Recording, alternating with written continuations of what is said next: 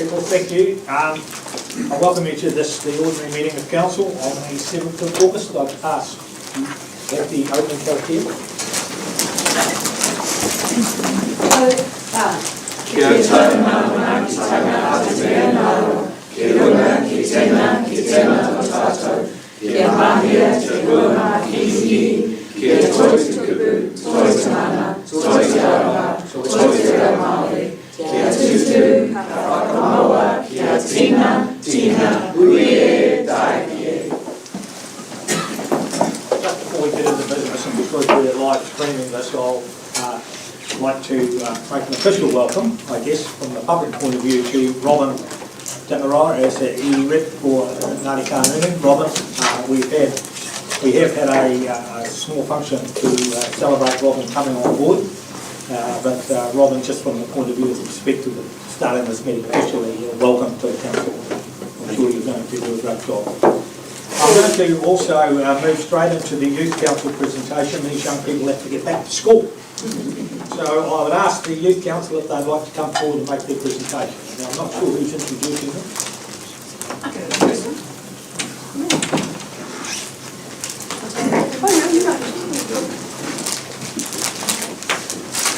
Fellow councillors, I'd like to introduce Grace and Chester. These are the two co-chairs for the Masterton Youth Council, of which I am the council representative on as well, and they're going to just present to you their comings and goings for the last year and a bit. Over to you guys, thank you. Kia ora, my name is Grace McPartland. I'm year 13 at Solway College, and this is my second year as co-chair on the council. I've also been a member for 2 years. Kia ora, I'm Chester. I'm a year 13 at Waikato. I've been on the council for 3 or so years, and yeah, just got elected co-chair this year. So yeah, let's get into it. Congratulations. Who are our members? We have people from lots of different schools in the Wairarapa or around Masterton. So we have Chanel, Waikato, Solway, Makota, Te Kura Kaupapa Māori, and Rathkiel. What do we do? Okay, so we all meet monthly, all together, and also fortnightly within our small teams. And we do this so that we can kind of progress further with the work that we're doing and the mahi that we're passionate about. What do we do? So we work together and with others. So at the top, we've partnered with the Masterton and South Wai reps for Youth Week and ongoing initiatives. And we've also undergone recent youth mentoring and arotaia training. Continuing the what do we do stuff. Recently we presented and submitted to the long-term plan. Some of you guys were probably there for that. And we kind of lend our voices to council spaces and learn about them as we do. And we've also done sessions with the Ministry of Youth Development to learn about their youth strategy and help lend our voice to their conversations as well. We also run events, so we've done an impact challenge last year that was a climate justice conversation event at the Shady Malo, working with the community centre and in conversation with Sophie Hanford, and our Youth Week 2024 movie, The Mountain, attended by 66 rangatahi and supports. Some of our highlights so far for our current term has been attending Festival for the Future, so being on the Youth Council panel and networking with places like Voices of Aroha, The Wild Ones and Inspiring Story. Grace actually featured on a podcast. We ran the Youth Week movie, like Grace said, with 66 youth in attendance. Submitting on the long-term plan, having the chance to connect with each other as a group on the Youth Council at an overnight stay in Castle Point, as well as collaborating with other youth councils and supporting at events like Summer Hana, Halloween Island, Cultural Festival and Whānau Day.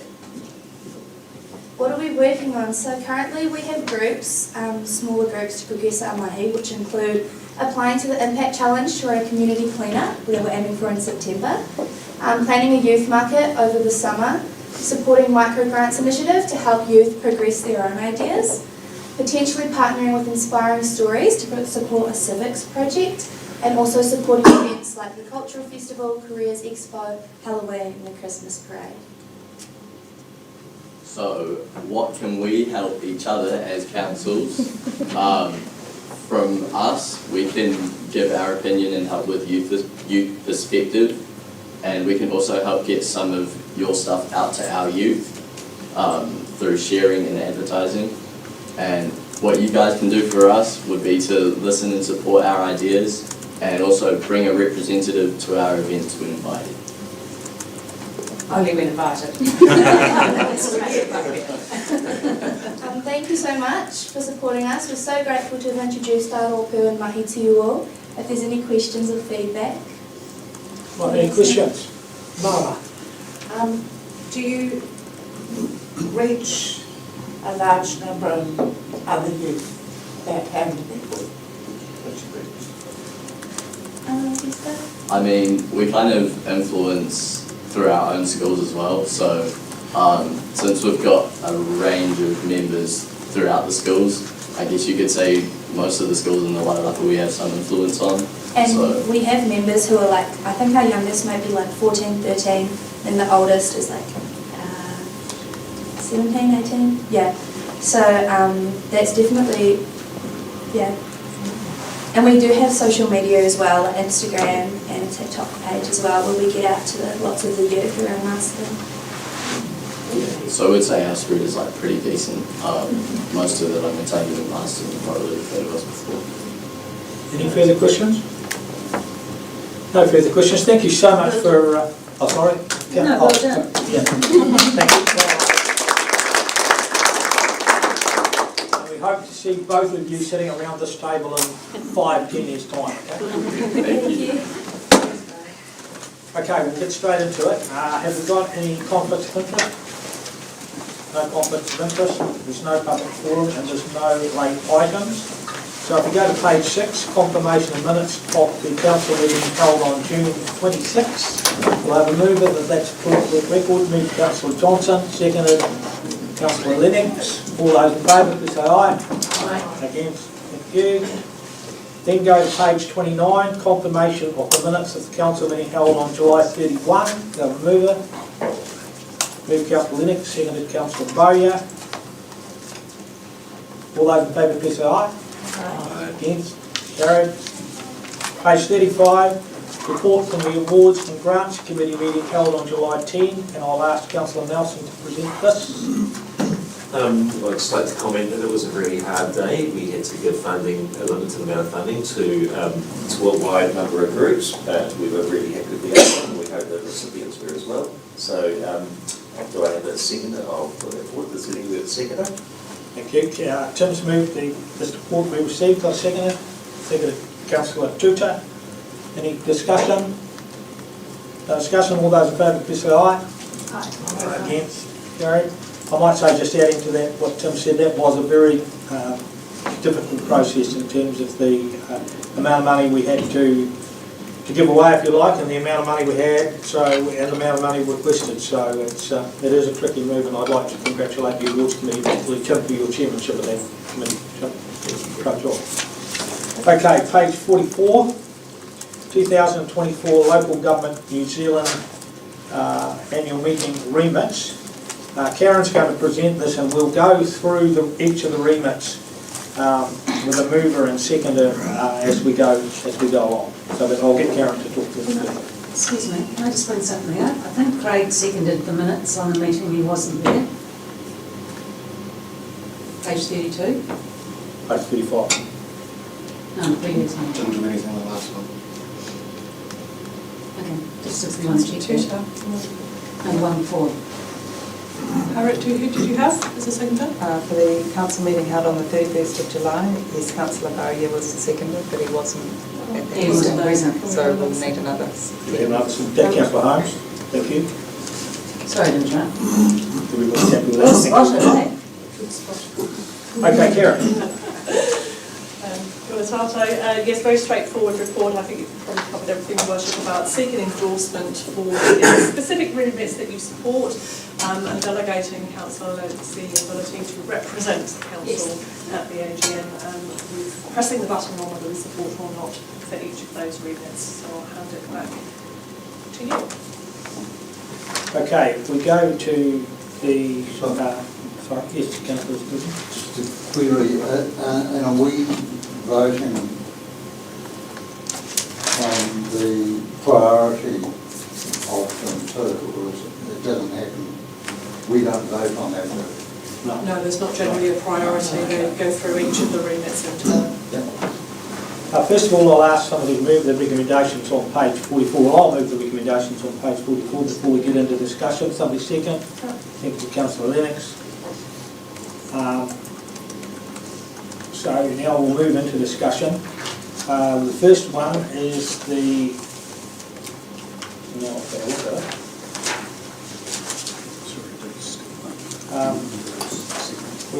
Sorry.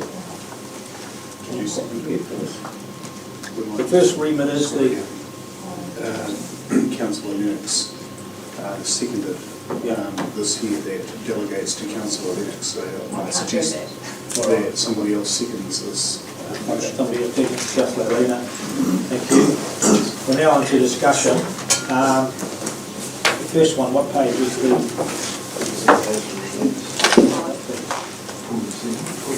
45.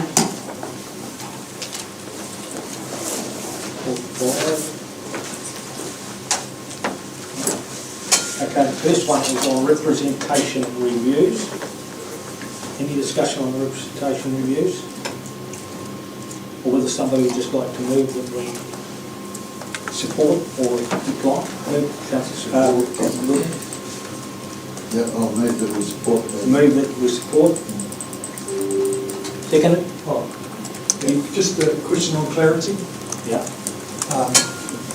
Is it saying that representational reviews will only take place after a census, but quite close to the census?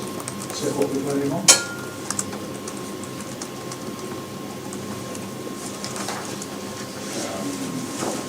It's really around that there's actually up-to-date information, but we recognise the officer's comments are that it is out of sync with representation reviews, and particularly after the Māori wards will be even more out of sync. So we would support anything that the government produces that can enable us to have really the most up-to-date information before we head into a representation review, whatever that may be. Even if it's just a little bit initially. That's right.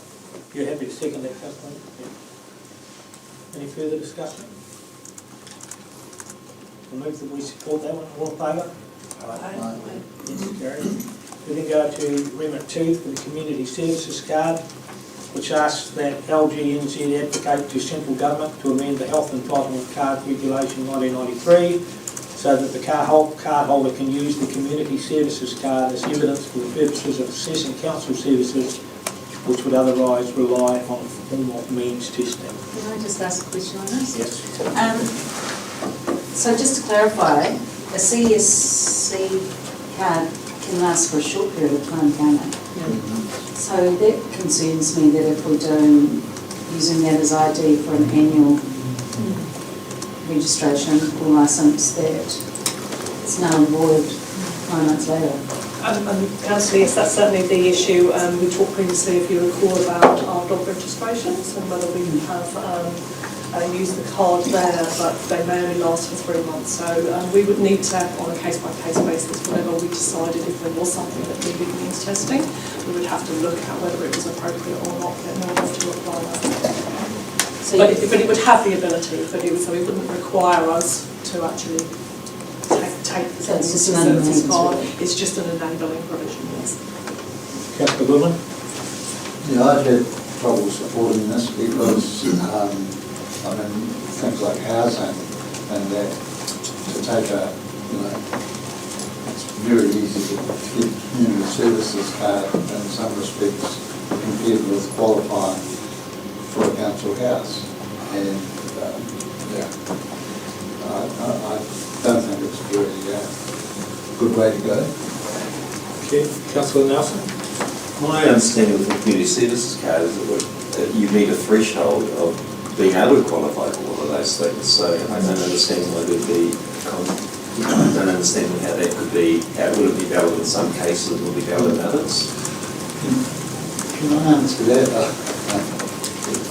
Not very relevant, but I've got one. And I don't, look, I can't even tell you I got it, I've got a rough idea, but I'm not vetted for my income or anything to get that card. Or if I was, that was years ago. And I don't think it's not foolproof, it's just not a very good measure of giving council assistance. Is it current? Yeah. Well, yeah, as far as I know, that works. Councillor Bay? So that's we'll just follow up on those questions then. So the community service card has no validity date, it has no cut-off, and once you get one, there's Councillor Goodwin also said it is forever.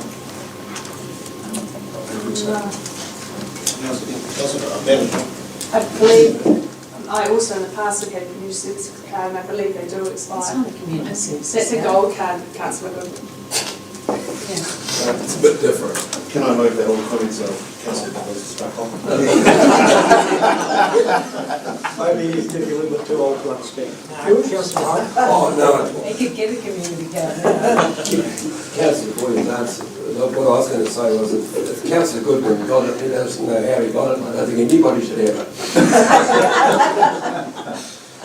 Go ahead, Mike. So is somebody prepared to move, we support this, or you moved by Councillor Nelson, seconded? Seconded Councillor Bayer. Any further discussion? All those in favour? Yeah, Councillor Bayer. I just think because of the uncertainty here, because if we are assuming the card does have an end date, and it might not then be applicable for concessions, are we voting on something we're not sure how it works? That's my question. And do we need to get a bit more information on how this card works? Councillor Nelson? My view would be that if you have the card, if you need that service at the time in which your card is valid, then you need the service, even if it expires later on. And so that if the service was for 12 months and the card only had 3 months, how would that work? I would just say at that particular time you needed it, and it was just to your good luck that it worked out that way. But I'd be assuming if you need this community services card now, it's highly likely you need it in 9 more months after that as well. But I'm just making assumptions here. I don't know for sure. Yeah, that's my concern. Yeah. Councillor Lennox and then Councillor Johnson. Yes, I've just done a quick research here, and the card does expire, but I guess, Tom, you raised a good question, is that if I had a community services card today and I went to pay for my dog registrations, yet my card expired in 6 months' time, I guess given my position today, that's what Tim was saying, is that I need the card today, so therefore I warrant the special discount rate. Councillor Johnson? Yeah, I think it's a valid point though, because if somebody is means tested for social housing and then 2 years later they've got fantastic jobs and getting 3 times the income, they're stopping people who need social housing getting into that accommodation. Their situation has changed.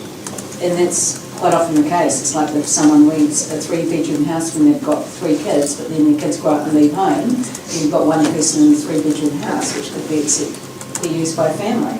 So I don't think this is foolproof enough. Okay, Karen's going to... My understanding is the remit is for an enabling provision that council can choose to use a community services card where it has means tested. You can choose not to, so we could have those discussions at the time where we're putting in dog registration or whatever else that we need, and whether you would be happy to accept a community services card. But for the purposes of the remit, it's an enabling provision that allows us to do that if we so choose. Councillor Lena? Yeah, so as a council we might develop some processes or policies around how it will work, but we're voting for its enabling capability at the moment. Okay, so we've got a motion by Councillor Nelson, seconded by Councillor Bayer, that we support this. All those in favour, please say aye. Aye. Against? Carried. Thank you. We then go to number 3, the local government constituencies and wards should not be subject to referendum. The local government lobbies central government to ensure that Maori wards and constituencies are treated the same as all other wards. Anybody got a discussion on that? I presume it's a bit late. Pardon? Isn't it a bit late? So isn't the legislation get passed on the 30th or something? The idea of this is that it's really a bit, because they then go on to say we oppose this idea that Maori ward should be singled out and forced to suffer a public referendum. So it seems to me that this is more like just saying to the government you're doing the wrong thing. Yeah. Because, Ongoing advocacy position. yeah, because we've already supported that, I would support this, so I'll move this. We support this, seconded. I think Councillor Lena. All those in favour, please say aye. Thank you. Number 4 is the entrenchment of Maori ward seats for local government. That local government proactively promote and lobby to entrench the Maori wards and constituencies with 64 councils. Anybody got any discussion on that? Same again, isn't it? Same again, somebody move to support it? Move Councillor Lena, seconded. Councillor Goodwin, all those in favour, please say aye. Aye. Good. Number 5 is a graduated driver licensing system. That local government advocate the changes to the fee structure for driver licensing, which will help to better prepare young people for driver licensing testing. Somebody want to discuss anything on that? Move Councillor White, Councillor Bowyer, you did the ideal one, yes? Yeah, fully support the looking at the fee structure and the driver licensing. It is becoming very apparent. It's becoming a real handbrake to young people, especially getting their licences. The licence for a young person is incredibly important. It's a means of identification, so they can then start to use the system. And with this continual inability to sit your licence, your practical test, in a timely manner, we're starting to, we'll use the word, criminalise people at a young age. The police only have 56 days in which they can turn a blind eye to people driving without a licence. Okay? So you're introducing people, youth at a very young age, to the criminal system through no fault of their own. It's totally the fault of stupid bureaucracy, okay? And the inability to do things in a timely manner. So I support this immensely. I have some misgivings that it's just Ashburton and Christchurch, okay? But the context of getting this fee structure and the driver licensing correct is vitally important. Vitally. Thank you, Councillor Bates. You're moving, we support that. I'm not so sure about the Ashburton and Christchurch because it applies to everyone. I think it's just that they're making the point that because Ashburton have moved there. It'll be nationwide. Yep, so Second, Councillor Holmes. Any further discussion? Yes, Councillor Peter. I totally support Councillor Bowyer because often this is the first introduction to having a criminal conviction. And even the older people who are just getting their licence, sometimes the fees are just too high. Thank you. Thank you, Councillor Tudor. Any further discussion? I could make the point here too that Councillor Lennox will be able to bring up at their meeting, of course, that is not only relevant to Ashburton and Christchurch, but to the rest of the country. All those in favour, please say aye. Aye. Thank you. Number 6, proactive lever to mitigate the deterioration of unoccupied buildings. You read what that's all about. I know the South Wairarapa Council are one of the ones who have supported this. Any discussion, Councillor Johnson? Yeah, I fully support this because council particularly are often criticised for empty shops or derelict buildings, or how CBD can look, and often it's not actually our responsibility, it's the landlords. And a good example of that is the vacant lot in the middle of Queen Street opposite Valentine's. You know, it's just, you know, possibly someone's just land banking that vacant space, and it's got rubbish on it, it's got graffiti on the wall, and the only thing we could do was instruct the people who own it to paint over the graffiti. But it's an eyesore, and so I think we need to have some some rights as to, enabling people to get their act together. So I support the same. You move this? Yep. Got a second? Second, Councillor Lennox. Want to say anything, Steph? No, just what Vic said really. Any further discussion? Yeah, Councillor Goodman? Especially the Gisborne case, there's a bizarre situation with the police case where the ownership of all those buildings is in up in the air, and I'm aware, Masterton has long had some problems with this, but it's a rare problem in my observation. I'd support it generally, but I think there's some risks. If the standard is so high, you potentially drive an entrepreneur out of business.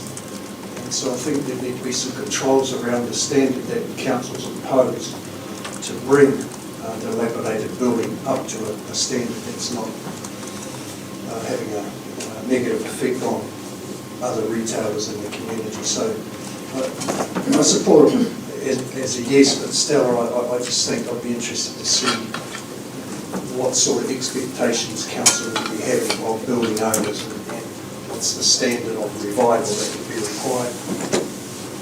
Thanks, Councillor Lennon. Any further discussion?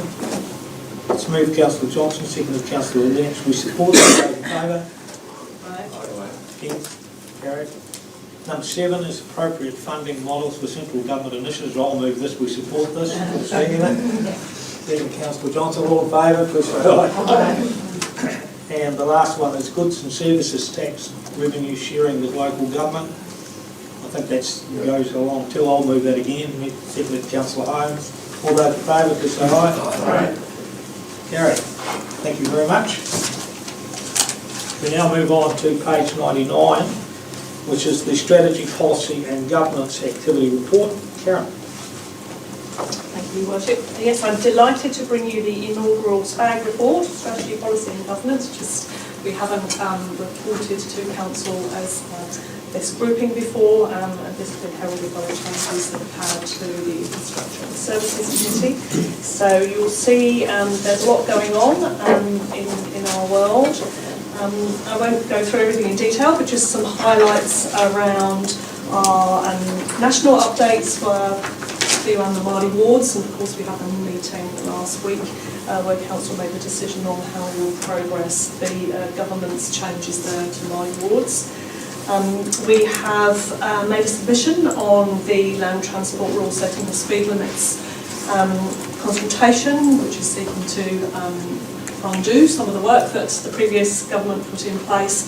Particularly, we went through quite a lot of work around setting the speed limits, particularly around schools and various speed limits there. So we submitted that we were not supporting a number of proposals within that consultation. From a regional perspective, we are progressing our bylaw and local alcohol policy reviews with the other two councils in the Wairarapa, and we'll be coming to you in September and then in October on where we are with those reviews. The policy work group is working flat out on quite a lot of work, as Councillor Bowyer will no doubt and Councillor Nelson will tell you. And just an update on the gambling policy that the other two councils have now approved that, so that's all set in to go, and we have indicated to affected parties around the new provisions around gambling. Regionally also, we are participating in the Regional Adaptation Project, which is a leadership committee-led project that's taking the next stage from the risk assessment work that the climate change group do. This is very important. This is a piece of work that I've been referring to when we've been talking around what do we do with our roads and our prioritisation when we have natural disasters and damage to the roads, and working with the other councils in the region will help us formulate best practice and ideas and a toolkit for how we might look at adapting to the effects of climate change in the future. So that's a really key part of work there. The lead officer on that project came out to to meet with officers, and we talked about the challenges that we've got and all the other various pieces of work that we're coming up, and we also went out with the officers to look at the Masterton Road and to really understand the pressures that we are facing as a rural council with quite a lot of roads in our area. Our local work, we have just signed off as the executive leadership team on a revised confidence and complaints policy, updating that and making that more streamlined for people to use. And you'll know I reported last time that we are delighted to welcome our new environmental lead to our council, and she has a big work programme, and so we're setting out what that work programme is, and quite a lot of that is around environmental planning towards our spatial plan and our adaptation work. And on the economic front, we officers attended the High Court, where the High Court was hearing our application on the Panama vacant land as to whether we can change that scheme to sell or to lease that vacant land around the existing Panama buildings, and we've just been fortunate to receive the judgment there, and that we have been successful in being able to change that scheme. And what that means is that we now give some legal advice on next steps. We're currently in an appeals period, so there were objectors to the scheme, so they are entitled to appeal that process, and once we are outside of that, we'll come back to you on what our next steps are for that piece of land. Happy to take any questions. Questions, Chair? Questions? Discussion? Questions first?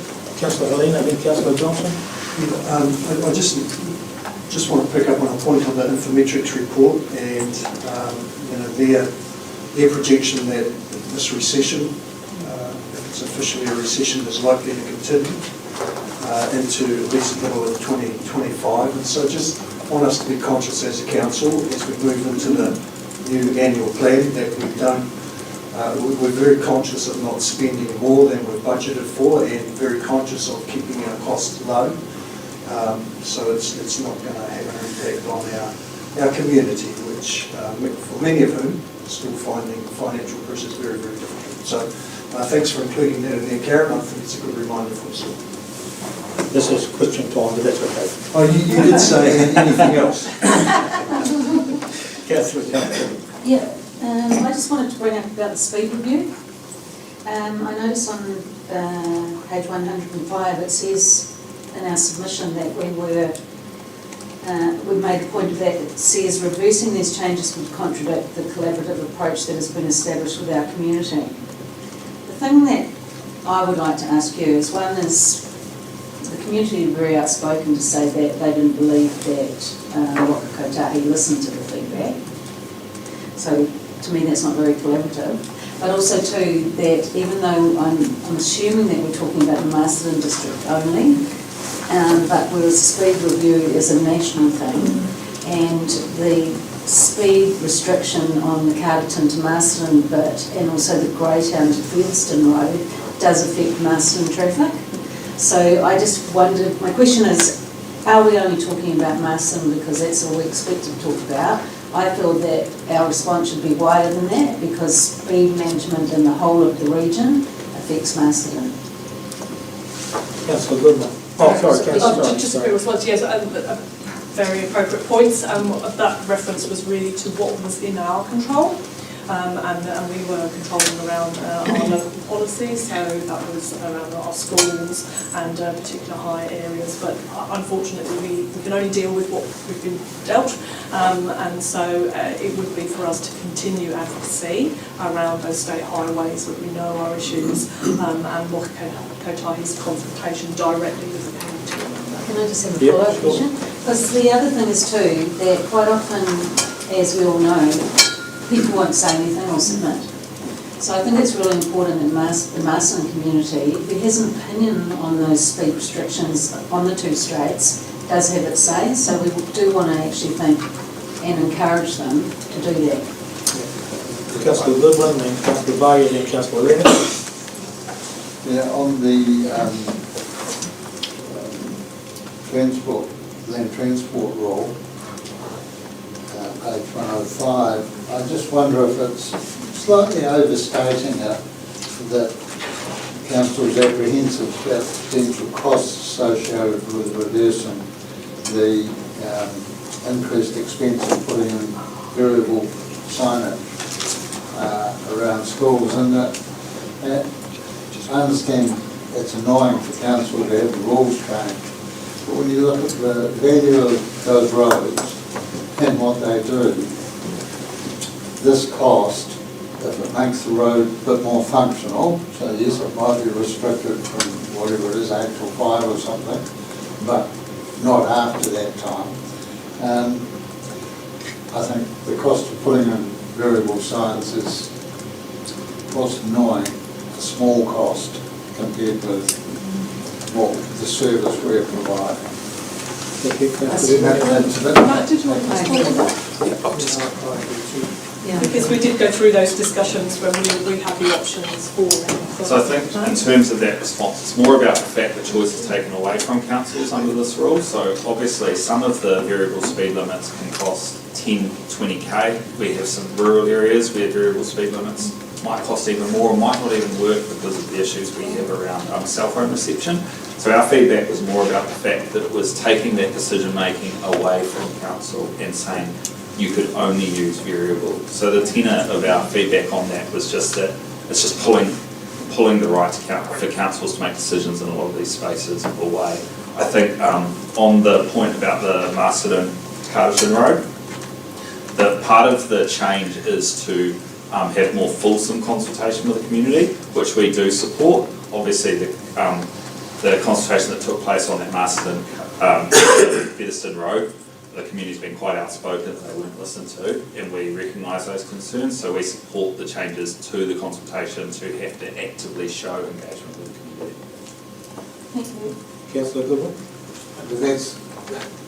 I sort of hear what you say, but it's not quite what it says here.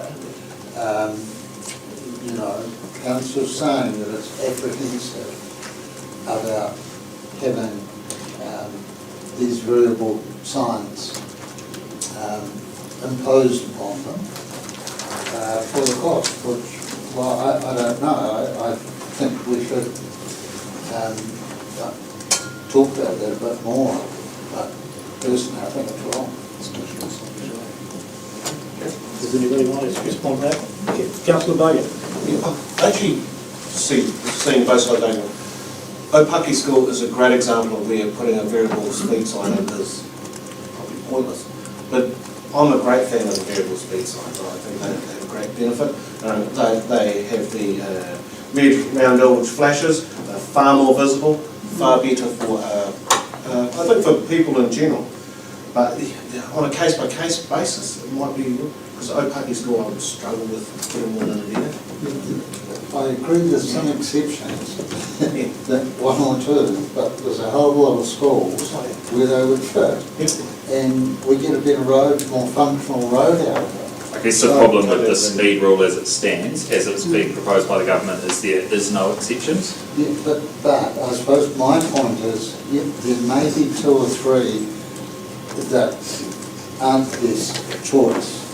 But if the other 12 are great choices, I take it. I guess that's for discussion when it comes to roading budgets. So the government decision's a blanket one, that's over.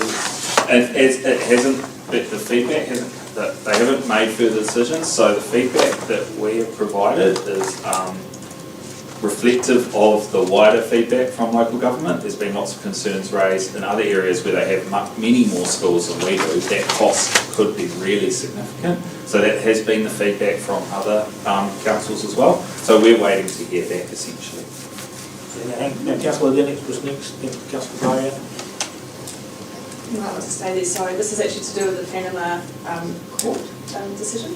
So when will that be coming back to council and what's the process around that? And what can we So yes, so we're currently on a 20-day appeals period, so that's 20 working days, I believe, it'll probably be from the Friday, because when the decision was received late on the Thursday. So the 3 submitters plus there was an extra submission that we allowed to be considered by the court. They hadn't quite followed the process, but we thought we would just recognise their ability to be heard by the court.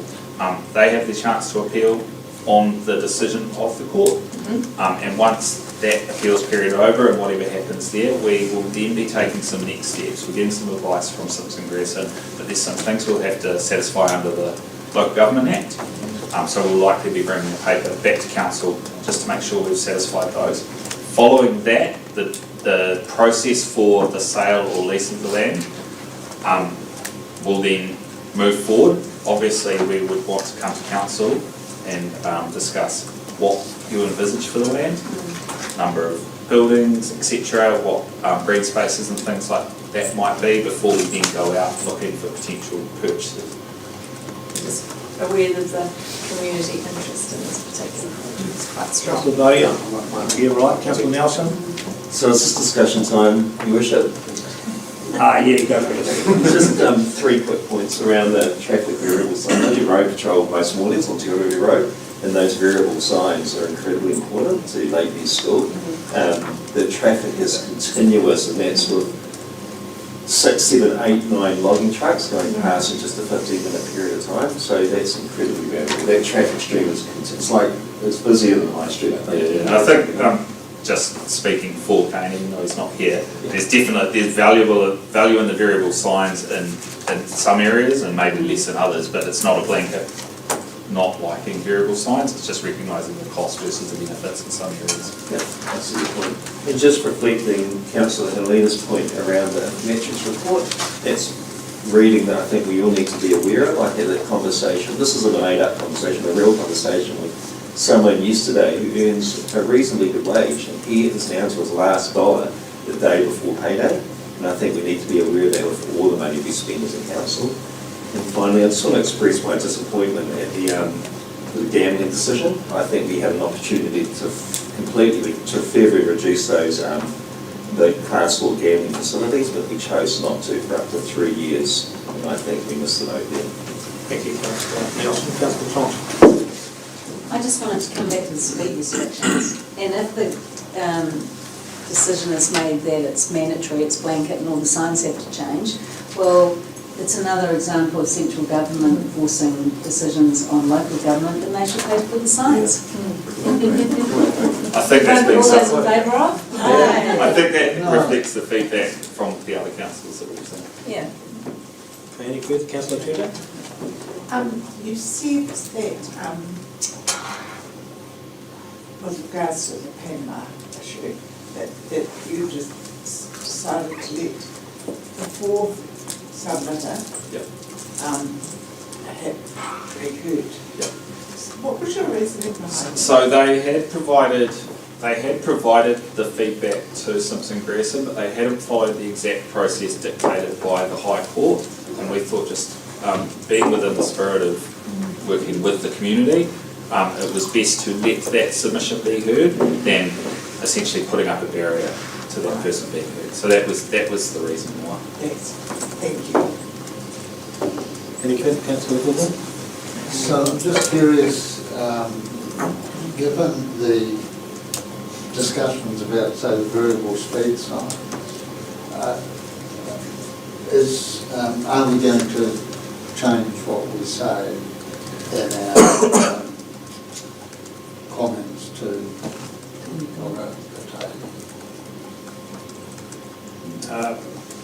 Well, you're wanting to, is anybody else wanting to? What would you specifically want to change in that submission, Well, Councillor? The point 1, I personally would drop it, and about the variable speed signs. And sometimes some of central government mandates to local government, which are often talked about in local government for some reason, but often it's a way of leading us to a better place where we don't make that decision for whatever reasons, and they impose it on us. And it will cost a lot more money, but we'll have better roads. So So I would, well, that's what I'm asking, what the point of this item is. I would like to drop that number 1, financial implications, about our apprehensions, about the potential costs associated with blah, blah, blah. Drop it all together, I can't see the point of it being. So can I take from them that you would support the government determining that we have to use variable speed limits in Yes. all circumstances. Yes. That's for the rest of the council to determine whether you also support that, Well, because we could write, because the response has already gone in, but we can follow up with an amendment if that's what council supports.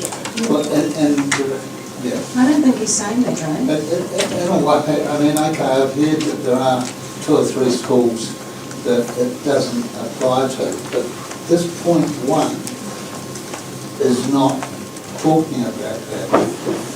It's just saying the council is apprehensive about the potential cost of putting in these signs. It's not discussing whether it's a blanket cover or not. Do you think It's purely a comment on Cost. Do you think it's too vague a statement? Yeah, well, I can't see the point of it being there myself. I I think I've heard that in many cases people would happily have variable speed signs. So, I just can't see the point of it. I think it's about ratepayers footing the bill though, by the council direction, isn't it really? So, Kane, what would the cost be to install a variable sign near a school? What would that be roughly? 40 grand, isn't it? Yeah, it's about that, including install, because it's two at each end. And that's 30 to 40 grand. So if you have 10 of them on a roading network, what's the roading network worth? Would it be over $1 billion? I'm sorry, I don't know. I've got that. I think it's well over $1 billion. All I'm saying is that it's actually a very small amount of money. It would probably cover the cost, the same cost that we'd spend on sticking out 100 road cones for a week. Doesn't Brent's issue more that it doesn't say it's mandatory via variable signage implementation? Because in no way does it address that. But that's what the proposal is, and that Yeah. was the response, that having a mandatory requirement is that it's not always necessary to have Yeah, variable. but it doesn't say that, does it? No, but that's the point, that because we're responding to that as the provision, our thoughts are around it's not always necessary and it is onerous in comparison where it's not necessary, and it takes away that local choice. So that has cost implications. It's possible, I'm just thinking about it, maybe they're making it mandatory because I can possibly see some danger if 90% of schools have variable signs around them, and then you're driving along and you don't notice the one that hasn't. It's out in the country, it's 300 metres of road or something, and so maybe there's some rationale from people who understand traffic movements better than me to say, no, all schools have variable control. So you're sort of backing off. Now, I'm saying that I'm quite happy for government to impose that on us because I think it's better for us. Maybe being mandatory is, there might be very good reasons for it. If you have one school that's not got it, I would say that creates a hazard if people are used to variable signs. Councillor Mayor? The mandatory electronic signs are incredibly good because of some points that Brent has put up. It's not seen as being static because the light flashes when it's becomes a far more visual cue for people to slow down and do those things. So they are very, very good in what they do and bringing people's awareness to traffic and to ability to slow down. I can see the point of putting them everywhere. I brought up the one example where I think it would not be really, maybe appropriate is not the word, but if you were to get a case go through the courts where the person was to say, I didn't see that sign and I happened to have an accident outside that school, then we have to ask our issues around safety. So is it better for us to mandatorily put in these electronic flashing signs, or do we take the risk that someone may not see that sign? it's a tricky one. I don't have a specific opinion on it, I'm just bringing up some points. Thank you, Councillor Blair. Anybody else, any discussion? So where do you want to take this? Well, do you want, Right, I'm just not quite sure, do you want me to move that we remove point 1 from the Kotaki response? So I think we would need to be clear. Okay. Sorry, can So you just want to respond? consultations is closed. It's gone, yes. It's 11th of July. Yes, So so my all point, done, dusted. yeah, my We're point waiting. is that we would need, the motion would need to be that you would want us to write to Rockport to, rather than having that point in there, that council supports the proposal in the consultation document to have mandatory variance. Well, maybe that's what I should do, but I ask then, what is the point of us voting on this? We're not asking you to vote on that. No. This is This This was advisory, this is the consultation response that All we've right, already so now provided. take your point, I'd like to move that we write to them saying that we would support the imposition of mandatory variable signs. There are points specifically on apprehension around costs, so would that not need to be addressed as well? The council doesn't hold The cost. apprehension about cost of mandatory signs. We already have a significant number of them in town, don't we, for variable sign? Off the top of your, the sister country schools that maybe don't have them? Yeah, and colleges. Yeah, so there's probably, well, there's quite a few, like an example would be Waikapi, for example. Are we I making mean, panel? to put a variable sign on Waikapi Road, it's like 20 metres long. Remember we discussed Pound, because it starts and into Yeah. Solway College and goes right up to St Matthews. But Kane, there's some fixed speed limits around schools that we've put in, is that right? Yeah, and they work fine. Yeah, some of them have been put in and have had no issues at all, no complaints. Example is intermediate street. Panel, Douglas Park has a fixed one. Wasn't one of the issues that maybe it is worth contesting, the rules around the distance from the variable signs to the school, whereas Pownell Street's an absolute classic, where you could actually impose quite a long with, you know, a couple of variable speed signs that cover quite a few schools. But from memory, the rules saying that it had to be the school no more than, you know, I don't know, 200 metres from the sign or something like that. But The length of the variable zone for Pownell, we would have had to have multiple variable zones under the lengths of variable zones. yeah, something. I mean, that would I wouldn't mind asking for ability to vary that to local circumstance, because Pownell Street is an absolute classic example of that. If you want to try and influence their decision making, that's something that I think you're going to agree, well, most people seem to agree that it was a bit of a nonsense on Pownell Street. At least we should try and change it. And it would save us money, not cheapskate. I think the intention of this rule is to remove those local cases. It's to standardise the approach across the country. Is the intention of the speed rule as it is now. Is to standardise it. Yes, right. And all I'm suggesting, if there must be other places in New Zealand where sometimes it's not the best idea to have it, you know, fixed at 200 metres or whatever it is. But the school was actually 300 metres away. So in the proposed rule, they're very specific on the length of the zone, very specific, and also where you can put it. It can only be outside the school gate. So if schools have multiple entrances, it would only be the school gate and not some of those side entrances as well. So they're being specific in the consultation around the length of the zones. So do we have a motion? Yeah, do we have a? And what is the motion? Can I suggest council writes to Whakatahi to amend its submission on the draft rule to support mandatory variable speed limits for schools?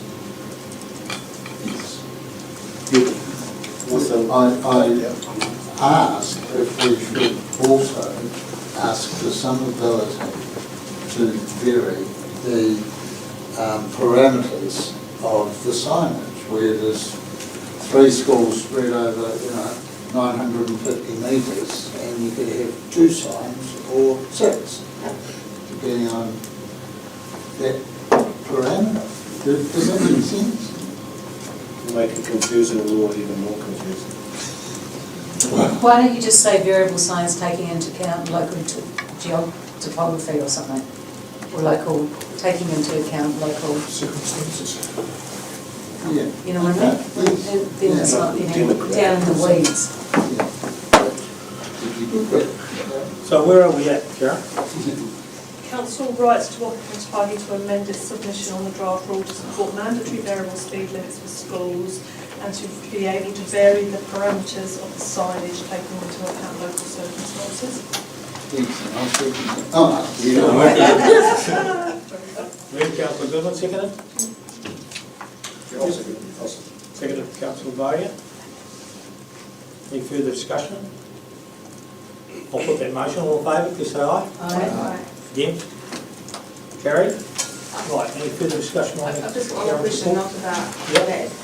Karen, just around the Legioma, I see there's Thanks, another ma'am. 2 that weren't completed within the time frame. I did bring it up last meeting, is to ask why we can't have it stated why they haven't been completed within the time frame, because as due diligence and good governance, we need to get back to these people within 20 days, and as stated, otherwise things could go over here. Complaint to the ombudsman or something like that. I guess, yeah, I'd like to understand why they're not getting.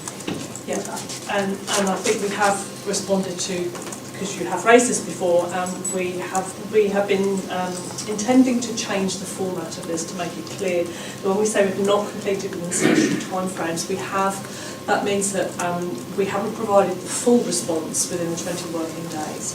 We are able under the legislation to extend that time frame, and we always contact to advise if we can't meet that, providing you all of the information within 20 working days, and then in accordance with the legislation we say we're going to give you the information or we're not going to provide you with the information. So we're actually not outside the legislation, it's just that we do like to try and give everybody information within that 20-day working period.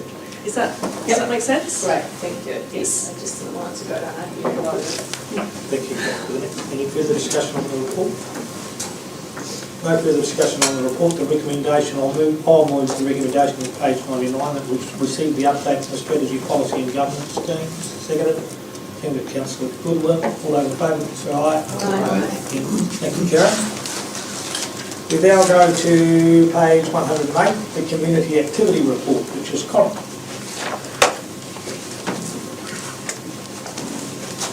Thank you, Worship. Morning, councillors. So as Karen noted before, this is our first time presenting the reports in this format with the dissolution of the ISC. So with your Worships, permission as Chair, we're going to do things slightly different this morning, and in the sections of my report I'm actually going to get my managers to speak to these sections.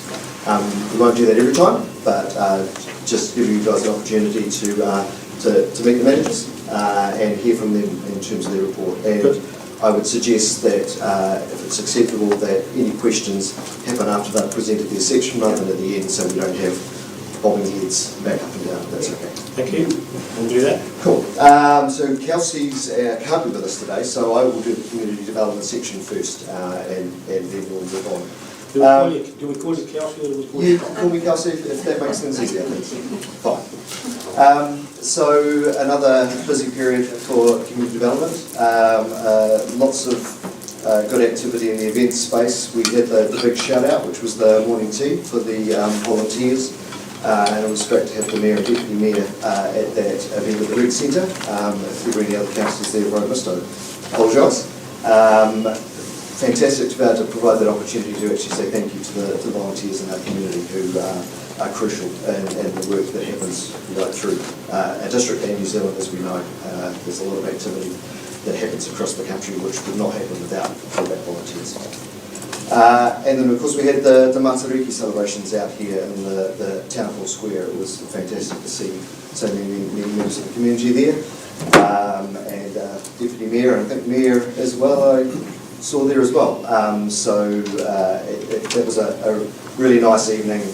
Great to have so many members of the coming out, working with the Thursday night market that was happening there, and it was a great opportunity for the community to come together.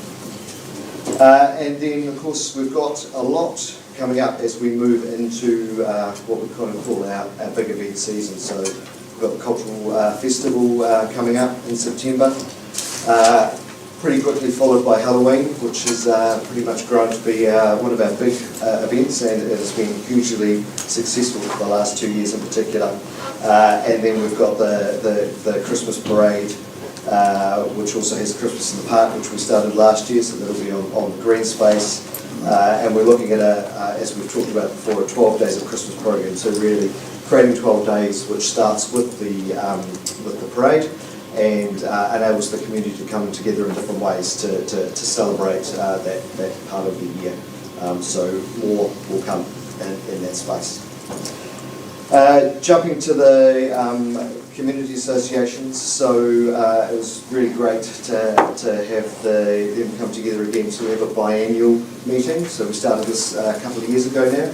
We bring the residents associations together every 6 months to provide an opportunity for them to share with each other what they're doing, enable council to share anything that council would like to share with them or get feedback from. And really just foster that sense of both the community groups working in the areas, but also then how that plays out in the wider Masterton area. Again, the Mayor and Deputy Mayor were there, and it's really grown to be a positive exchange, which wasn't happening before. And for me, the thing I really remarked on, I put it in the report there, is the tenor of the conversation has changed too. It's become quite a positive environment where there's lots of good conversation, and also there was some good feedback on the work that teams have been doing in the various areas from the Residents Association. So it was great to be in that position. Brisdale Beach launched their community plan, which you saw before it launched, and so it was great to get them to that point, and that's now their working plan as a community that they will draw back on as they talk about the things that they would like to happen, and that provides a vehicle for them to engage with funders, to talk to council during the annual plan and long-term plan. It means they've got a shared vision for that area, and that's where that conversation started, was that desire to get that shared understanding of where they'd like to go as a community. So great to get over the line. In the welcoming community space, the funding for food safety business course, so it was great to get some more funding from ENVI, and they're a really important program which actually enables us to provide an opportunity for our refugee families with information which fuels them being able to actually start businesses, understand what would need to happen for them to actually do that, and that's part of them settling in the community, and also creating opportunities for them and for others in the community as well. More refugees have come into the community, and so there's been the orientation for them, and it's part of the program that is rolled out through Ministry of Foreign Affairs. And of course, in this room we had the partnership with iwi, so the Statement of Commitment signing a couple of weeks ago now, and that was a really great moment for the Welcoming Communities program, and builds on where the conversation started a few years ago when Welcoming Communities, the original application to join, which was very strongly built on the partnership with iwi, and the conversation about how we as a community can work together to welcome people into this community and make sure that they understand the rich history of the community and our culture, the particular culture that's here in Masterton and Whakaoriwa. Youth Council. Youth Council have stolen my thunder. I think they've told you everything that they've done, so I won't go into that. But just to note that it was fantastic to have that here this morning, and thank you, Councillor Lennox, for being part of that. And I think that's a really great vehicle. It would be good to have a regular representation from them as part of that gateway to our future governors and leaders in this community. Neighbourhood support, so the Women Only Swim and Water Safety Project, so the sixth session of that has gone through, and it's great that that's been providing that very valuable education, and also just noting now that it's we've been able to spread that wider than just the refugee community, but actually any woman who are novice swimmers living in the Masterton area. And then looking through to the fact that we actually were successful in getting funding through Te Whatu Order for a men's only swim course. So again, really important and valuable for those refugee communities in particular coming in who may not have the experience and skills around water safety. Coming into New Zealand, where we know we've got a very high incident of drowning, and of course it's surrounded by water. So wonderful to be able to provide that. Positive ageing, just to let you know, on the back of the LTP decisions, the three councils have been working there in terms of the forward program for positive ageing and the positive ageing coordinator. And of course the grants, so the wellbeing grant and community events grant, so they've closed. We're in the process of just pulling that information together, and the awards and grants committee meets in September to make decisions around that, and the Masterton Arts Fund and Creative Community Scheme are in process as well. And I'll take any questions in the comedy space. Thank you, Corin. Question? Councillor Tudor and Councillor Johnson. Thank you for your report. On page 111,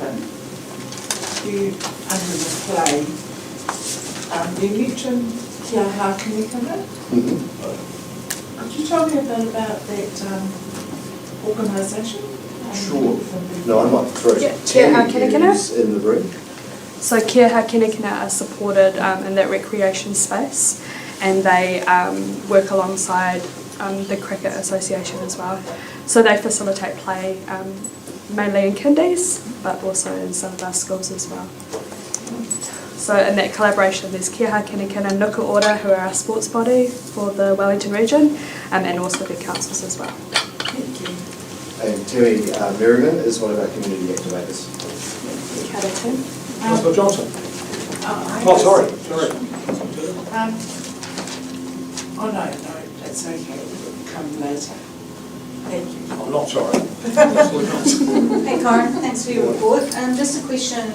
On page 109, you talk about online scamming sessions sponsored by Westpac that were held at the library. With everything else, you've got numbers that are attended, but not with that. I'll be interested in what sort of numbers went.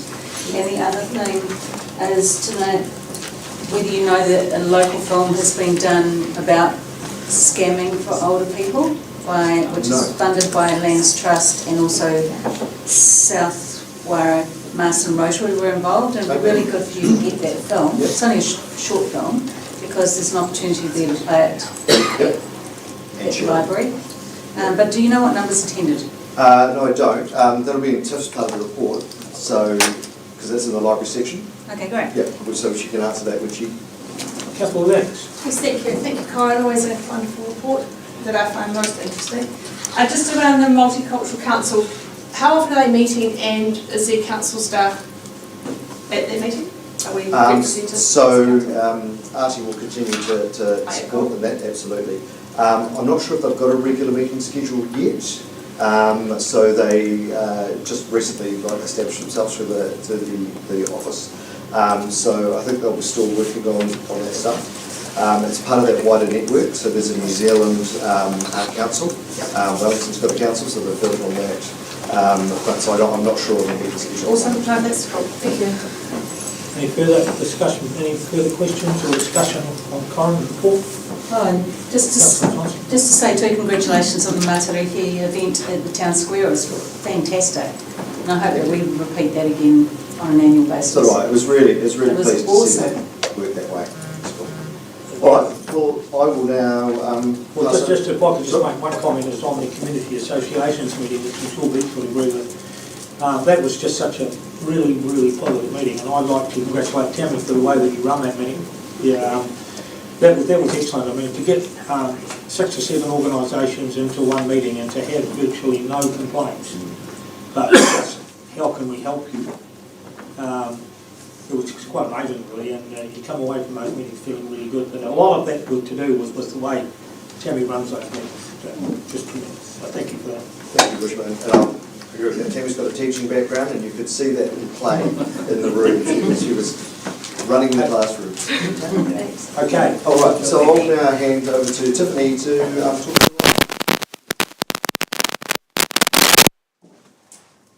Morning, everyone. So I'm Tiffany. I am the manager for the library and archive. I'll take my portion of the report as read, but I just wanted to touch on some of the work that we're doing in the library and archive space. We also host an annual Matariki event, so we held that this year. We had storytelling at the event, some sharing of knowledge around what Matariki is. We did a traditional Māori medicine demonstration for people, and they got to take away a traditional painting. We also did some activities and crafts for the kids, and we had about 40 people attend this event. And it's a little bit different than what goes on in the square, so it's nice having 2 different options for the community to attend on that night. In June and July, we also hosted one of our 2 annual reading programs. So this was our Matariki Winter Reading Program, and we had about 100 kids that participated in this event. So a really good turnout for that. During the month of July, we also held our school holiday program. So this is, we do something every day of the school holidays for the kids. It's a free activity or event that people can attend. This included things like our music and movement session that we collaborate with the Parent Center on. We also did virtual reality, held a movie, did some Lego play events and Minecraft events. And during the 2 weeks over those 10 days, we had about 500 kids that attended those events. Over the last month, we've also extended our collaborations out into the community. So starting this coming Monday, Digital Seniors is now adding an additional session at the library. So it'll run from 1 to 3 on Mondays. That's also supported by our library staff. So we have a tutor that helps out Digital Seniors when they're at the library. So that we're looking forward to that. So they'll be there at the library now Mondays and Wednesdays to help people out with their computer questions. We also collaborated again with Age Concerns this year and visited Panama Village, and we showcased the different activities the library has to offer, including the outreach that we do to Panama Village. So we take books out monthly for the residents so that they don't have to come into the library. Lastly, touching on the Westpac session, so we collaborated with Westpac, so they are now coming into the library during lunchtime sessions to host different events. The first 2 that we did were around frauds and scams. We have another one that's today, and that's around financial help with your finances. So this one, we're trialing it out, so we're getting a couple people at each session. We're going to, after this one, try it on Thursday afternoon, so from like 5 to 6:30 to hit a different demographic and crowd that's coming in. So at the 2 previous ones we've held, we just had probably under 5 people that have attended those sessions. We don't hover around and keep definite counts because when they're talking about frauds and scams, it's kind of a confidential matter and we want to give them that privacy a little bit. In our archive space, our local heritage specialist, Mark, just secured a weekly column with the Wairarapa Times-Age, so he'll be featuring a story every week on a disaster that has happened in the Wairarapa over the last 150 years. So those get published in the website for the Times-Age and the paper, and then we'll also have those a couple weeks later posted on our archive website for people to access those stories. So yeah, that's pretty much sums up the library and archive space for the last couple Okay, any questions for Tiffany? Councillor Tudor. I don't have a question, I have. Yeah, well, questions or discussion, we'll go for both. Thank you. I want to commend you for including Romo in your program, mostly because with the state of our health in Masterton, our unique, or the Wairarapa, Now you need to be able to help yourself. And I think by having alternative medicine or help looking after your health available and upskilling people in what they know, it'll be helpful for them. So thank you. We have a very passionate librarian who wants to share all her knowledge, so keep us up. Any questions or discussion anymore? Thank you, Tiffany. Thank you so much. Turn it over to Claire. Good to see you. Right, who's next? It is on. So Claire's our customer service manager, and I don't think she's ever actually spoken to you at this change. I've seen her actually a few times. It's pretty good. So I'll take our report as being read. We contribution to the report. So our report covers the time period from the 31st of May to the 28th of July. So over that period, our customer service team had entered just over 1,700 service requests, generally generated from all the calls and walk-in customers that we get at the service centre on Queen Street. Our call centre also received over 2,000 phone calls in that time period with a success rate of 92%. So most call centres aim to achieve over 80, so we're doing 92, which is cracking it pretty well. We have a lot of people who tend to call up, but they also hang up before we get an opportunity to answer the phone, so that affects our figures.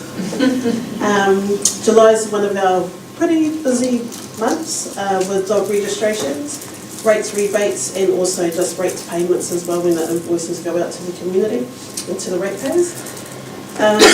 So yeah, we've also, what else have we had going on?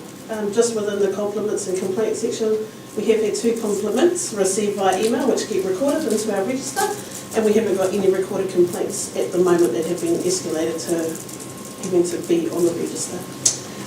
So yeah, any questions? Thank you, Claire. Any questions for Claire? Councillor Tudor.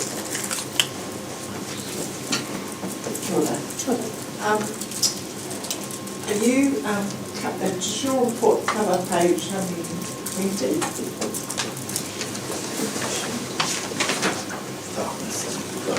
Right. Not really. It's 120, did you say? No? Yes. That'll be tearing in a moment. That'll be tearing. Sorry. No, take it away. Yeah, thank you so much. Thank Good to see you. Oh, sorry. Thanks for your report, Claire. Just around the comment around rates rebates, so you're noticing a higher number of people asking for those? Yes. There's quite a few. I think last year they did around 700. 1,100. So this year's been just as busy. We've got the same amount of time that's fully booked up. Yeah. Yeah.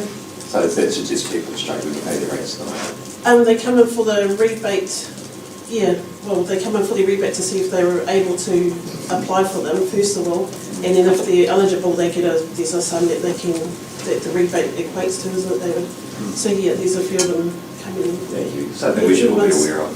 Yeah. Same every year. Yeah, same every year, but higher, you're saying.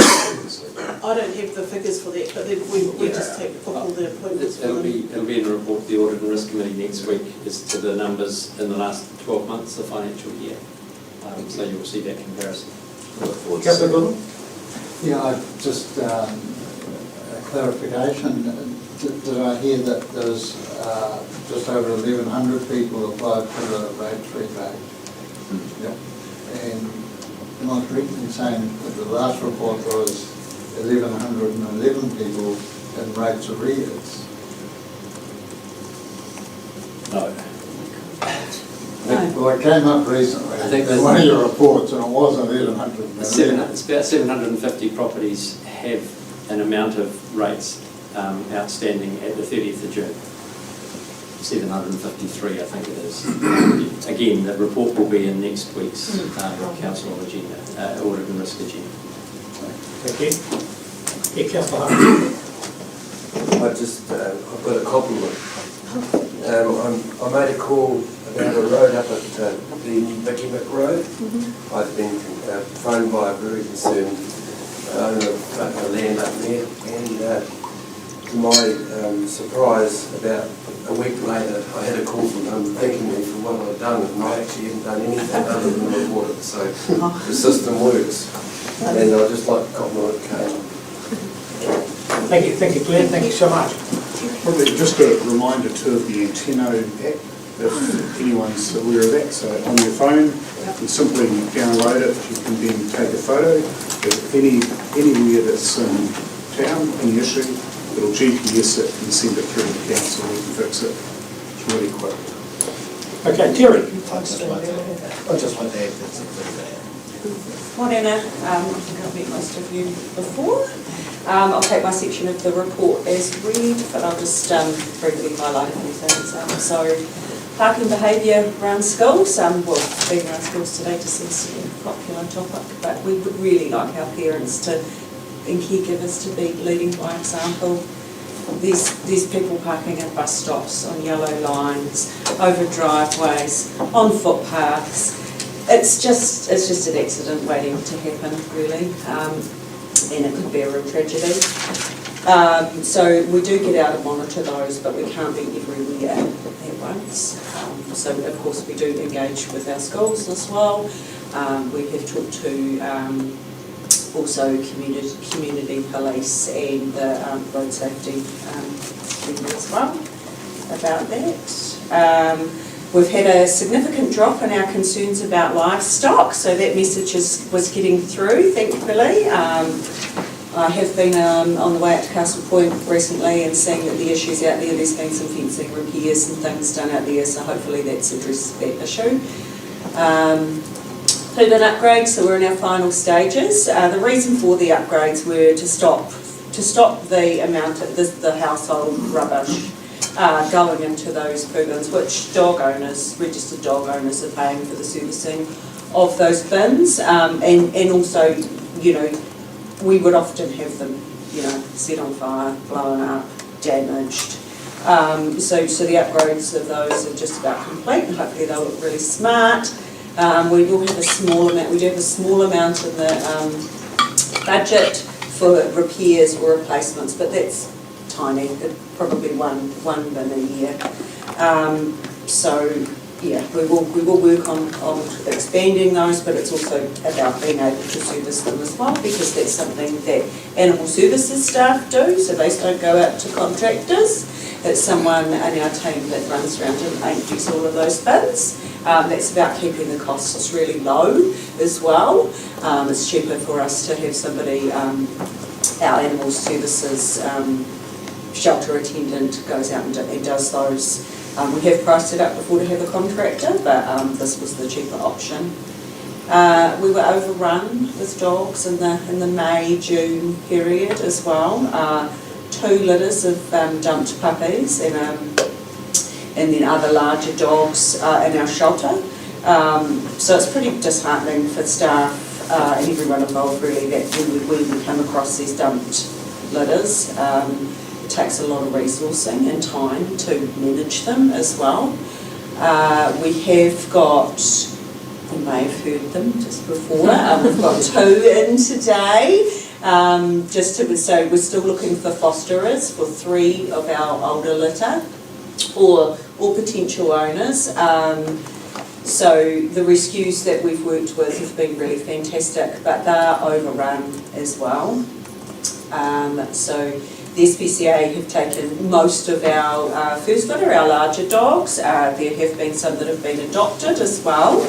And then, yes, we're waiting on 3 to find either a fosterer or a permanent home. But because the shelter is not attended, they need to come in and be handled. So that's why they come into the office. For people time, so they are available in your afternoon tea break or your lunch break if you want to take them for a walk around the block.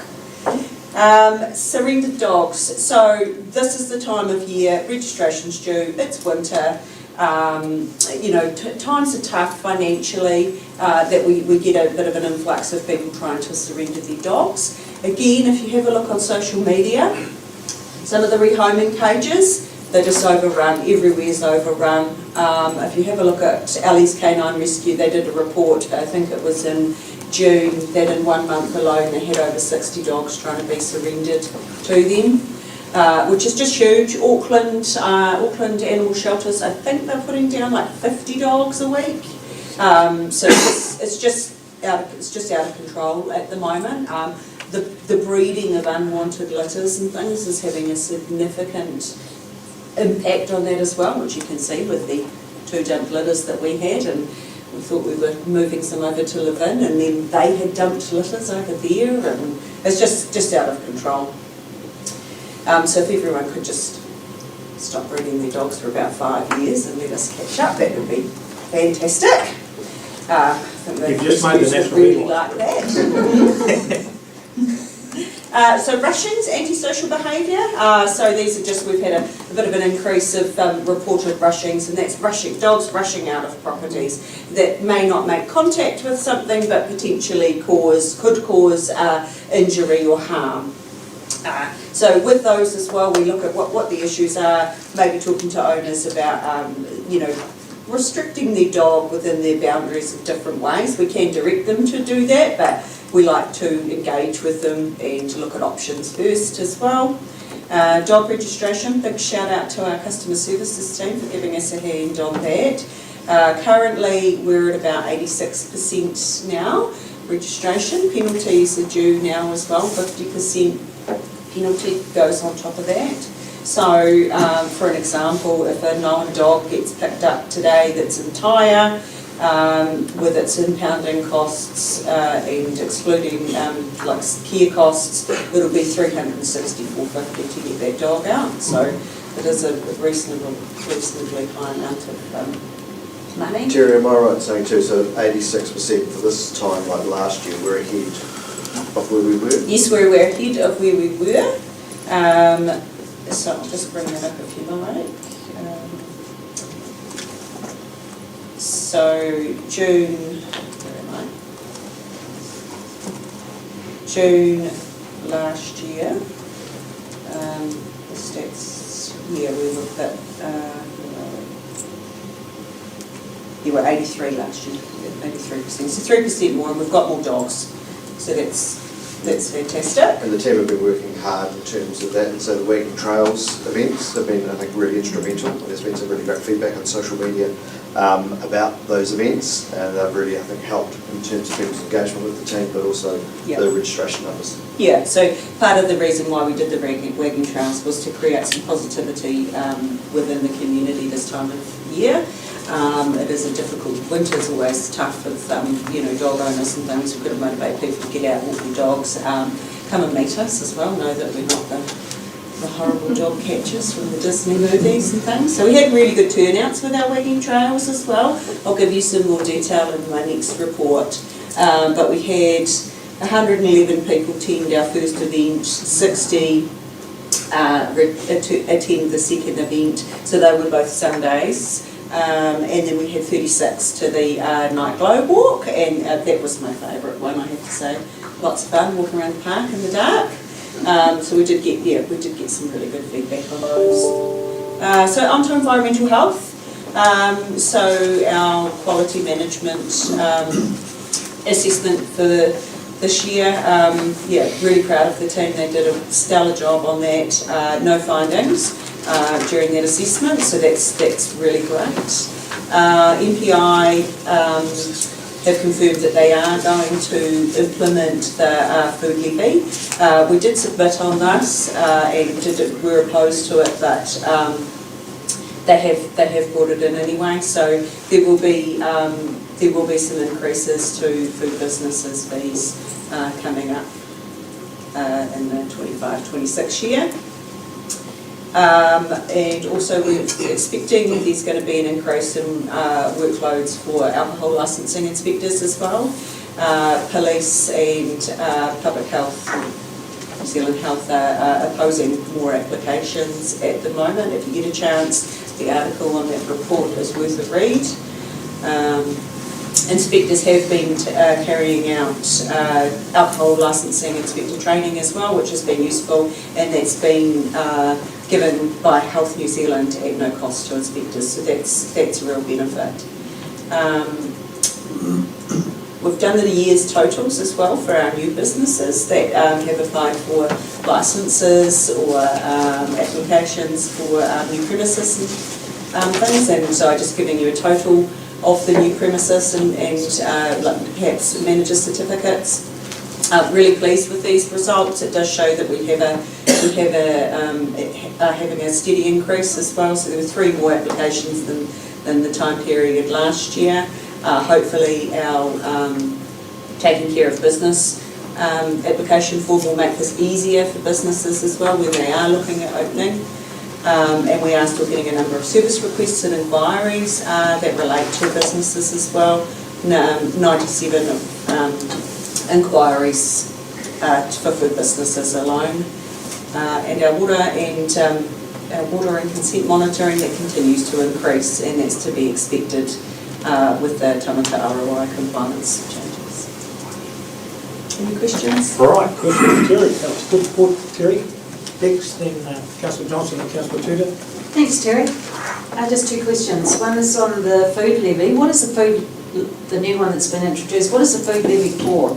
So the food levy is for, it's supposed to be a direct benefit for food businesses, but it's about, MPI have said that they need the levy for developing new or improving existing food safety rules, standards or templates, collating or analysing information from food businesses, developing guidance or education, supporting verification agencies, supporting TAs, and continued with the audit and the review overall food safety performance. So they're just passing on a cost to them? Yes. Okay, and the second question I had, where the alcohol rules have increased from 15 days to 25 working days for objections, is that for long-term licences, or will that also have an effect on people who want to get a liquor licence for an event? So it won't include it for special licences,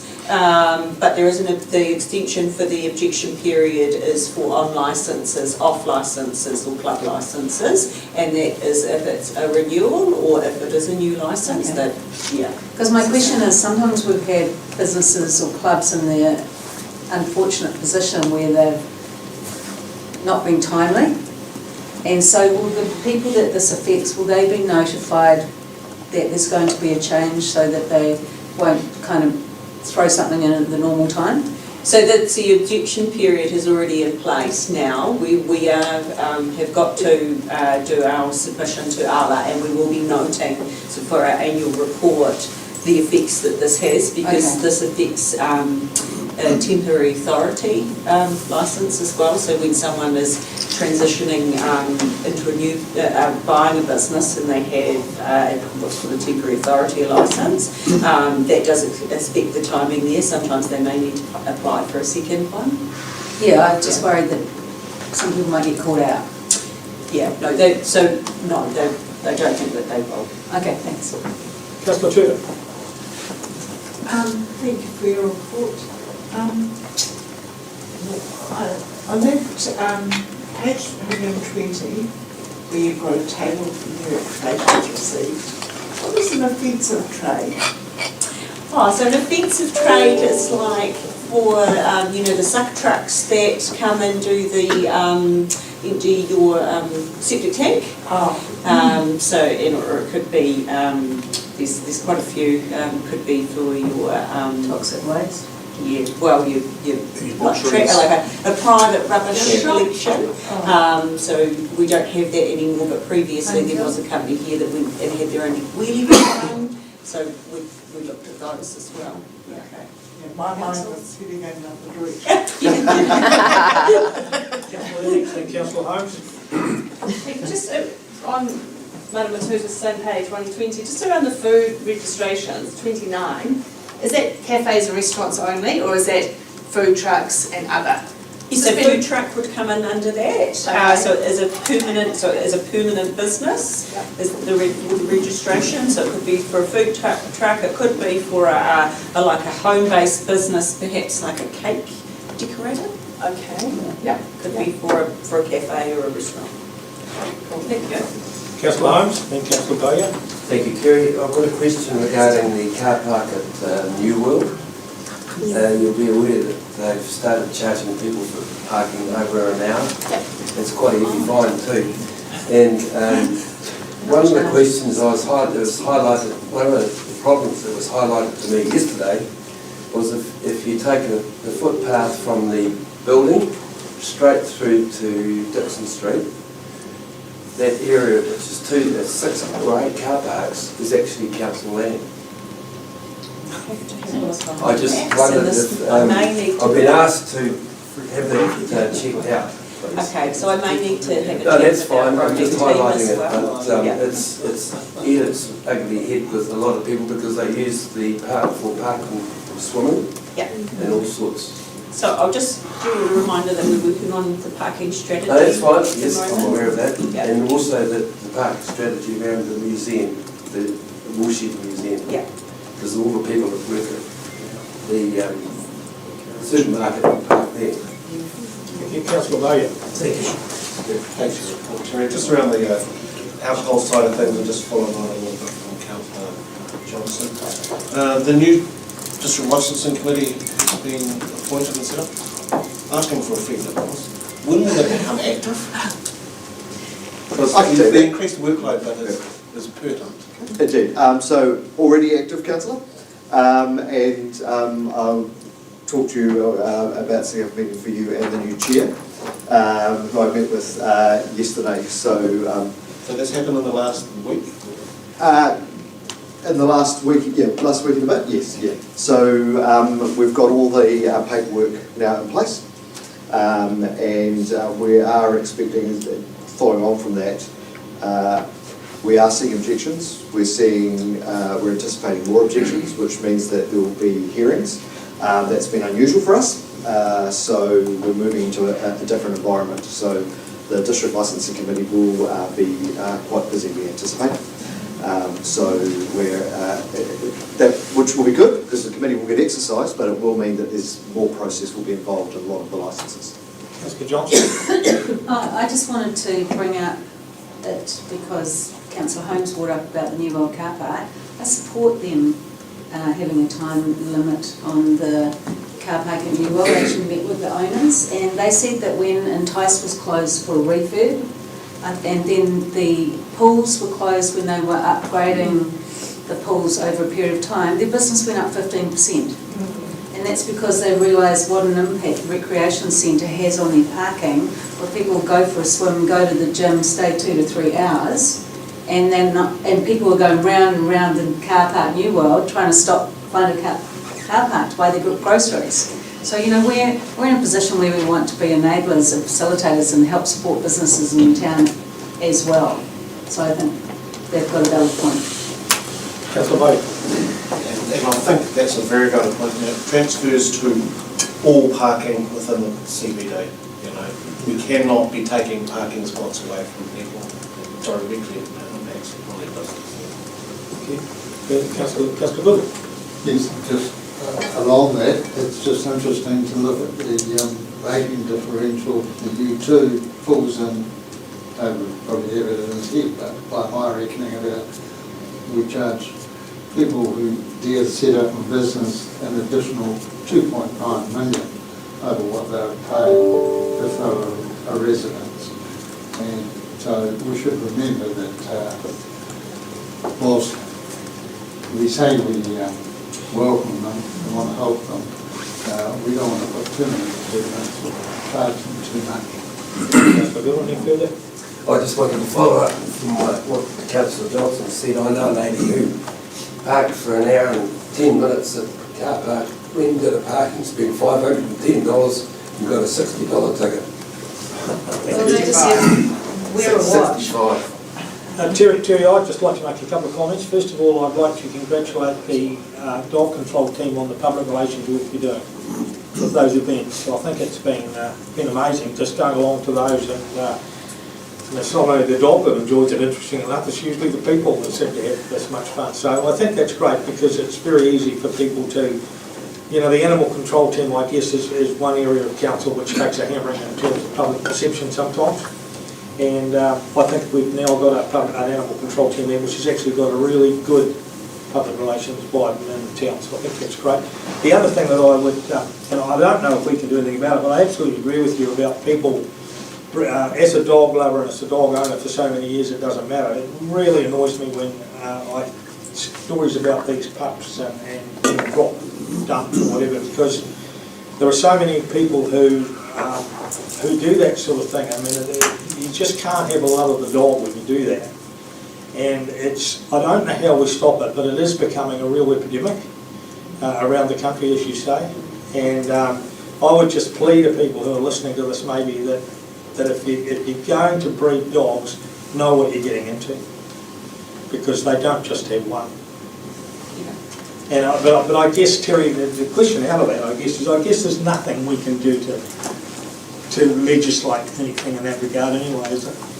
So with registration, we've made the cost of the registration for a neutered dog is significantly cheaper.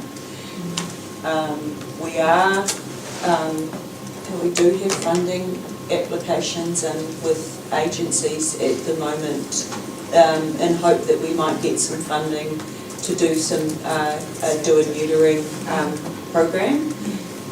But that's it's whether we're eligible for that money or not. We did have some funding from the DIA, which council we did really well as, for desexing menacing dogs a few years ago. We still have a small amount of money for that left, which we work with the menacing dog owners for that. But it is, we are reliant on funding, on being eligible for that funding, and we would run a campaign. I mean, it's lovely to see the little things running around here, but it's a bit depressing when you think that they're struggling to get home like they are. That's really sad. Any further questions and discussion for Terry? Thank you, Terry. Thank you so much. It's really good report. And thank you, Cora. I think I think that's an excellent idea that you get the people up to do that, because we don't see some of these people that often, so it's good. Well, I just want to say something. Yeah. Cora, I just want to say something to you too. I know in the past around this table the community development team has taken on a little bit of flack and sort of seen as the fully fluffy part of the council, but at least you're actually attending and participating and seeing the work that these guys do, guys and girls, ladies, team do. I think you don't actually understand the work that goes into it. And my time of being back in Masterton since 2008, this last couple of years, there's been way more community development, far more community engagement, and far more things, more than I can think of, activities and the like, for our community to embrace and get involved with. So I commend you, Colin, and your team. I think you're awesome. And long live the community development team, I say. Got it. Thank you, Stella. So Stella, on that note, I pick that you will remove the recommendation on page 108. Did we receive the update from the community team? Yes, why not? Second, Councillor Johnson, all in favour, please say aye. Aye. Okay, we'll have a 5-minute break now.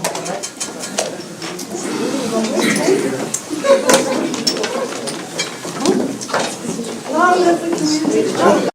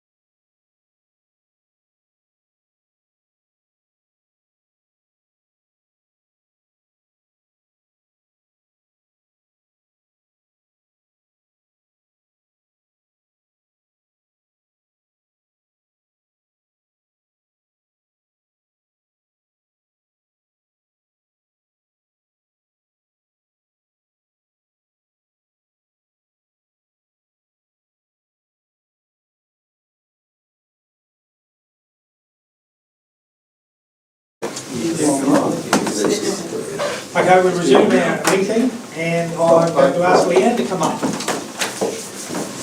do her report.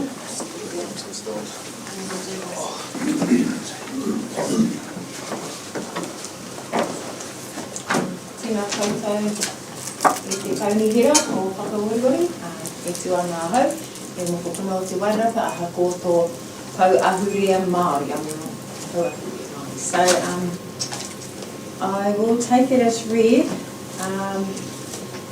I've outlined the priority for us recently around the engaging with the iwi and Māori around the Māori wards, and as you know, we had a very good turnout from our local Māori in regard to that. Tēnā koe, Robin.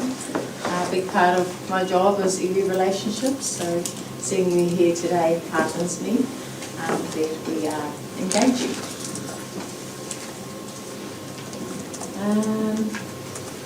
I don't know if you read it, but I'm just going to go straight to questions because there's quite a bit in there. Questions for Leanne. Councillor Johnson, Councillor Goodwin. Hi Leanne, thank you. Just a quick question. I see that you're seeking input on the district-wide bylaw regarding tattooing. Yep. And I just wondered who you're speaking to, whether you would like to recommend Jordan Remini at Sacred Art, because he specialises in that.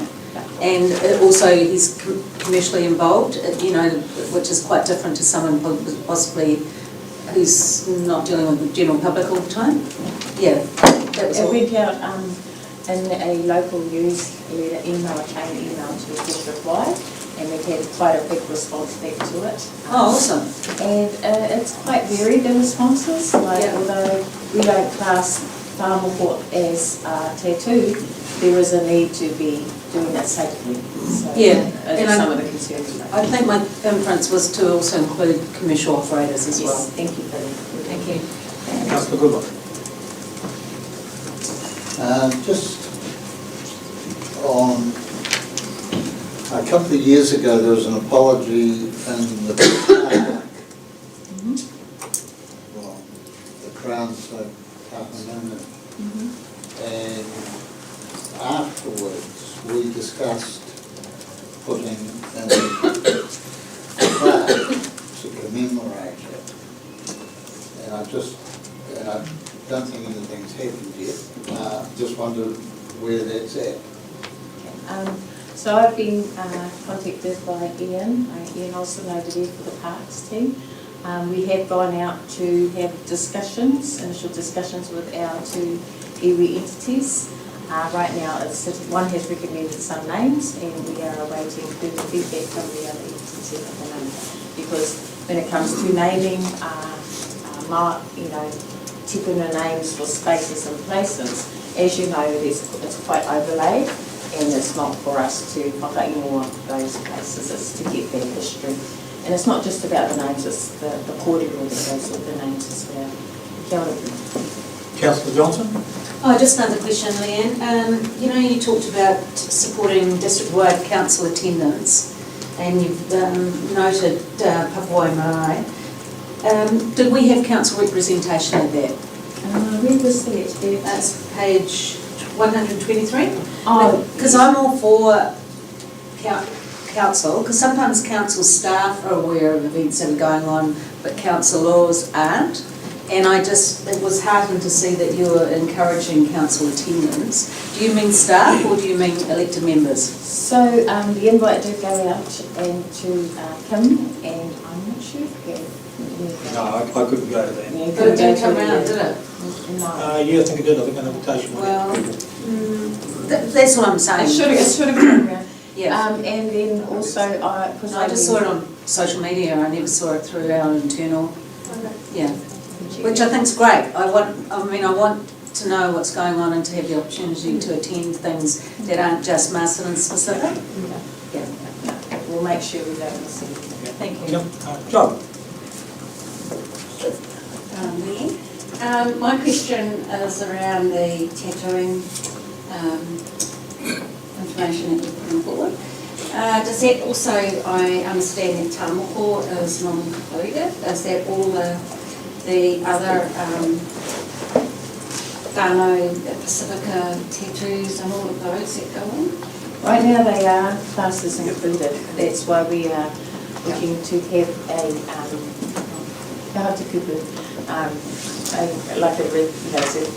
to make sure that they're not included. Yeah. Not the word, sorry. An exemption. Yeah. So right now, the way that the bylaw stands, you could class, someone may class tāmoko as tattoo. So the exemption will say, well, actually it sits in its own special place, and we need to get engagement from every Māori around what tāmoko is to them. As well as the Pacifica. Karen might be able to. So we're in the very early stages of that review part of the bylaw. So we're doing that early engagement with obviously key stakeholders so that we can work through our policy analysis around that. There will be options, and that will go through to the Wairarapa Policy Working Group to provide feedback, and then it will come to councils to commence consultation on that. So that will be part of our report next time. Is there an age restriction on the bill, on your policy? Like, 16? We'll be working through that detail through the review. There is.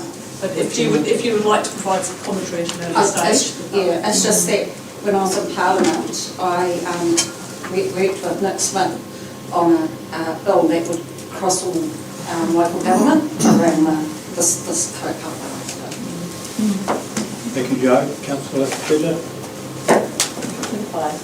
Kia ora. Just want to pick up, because maybe Joe's comment went good, and it was about, I know you're the Pouarewa Māori, but there's also the Pacific cultural tattooing as well, and we need to make sure that it's covered. Yes, we're certainly looking at all the scope of who will be impacted by that bylaw part. None. Robin. Thank you. Just in regards to the council representation at the return of the lake, I would probably say it's more important that councillors understand the workings of the Wairarapa Moana Statutory Board, which under the legislation gives the Masterton District Council through the Natural Resources Planning Committee to have and give input into the Ruamahana catchment area, which feeds into the lake. And also specific with that will be the Whaitua implementation plan. And what I would say, as Robin being a little bit sarcastic, is that I found out at the Water Resilience Committee that the Greater Wellington Regional Committee Council have actually set up themselves the Natural Resources Planning Committee and the Whaitua implementation plan. And this is what we as iwi sometimes find, is that we fight really hard for our settlement, and then we actually have a Crown agency through the back door just start setting up what was actually intended in our Act. And so I brought that to their attention at their particular hui about a month and a half ago, and they were most surprised that I actually say that. And at the end of the day, I don't want two committees on either side making two separate,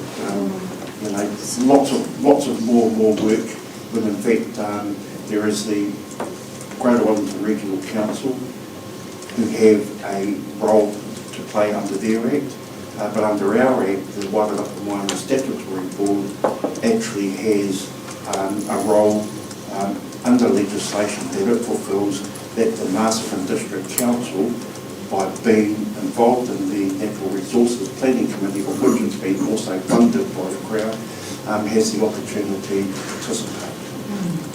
And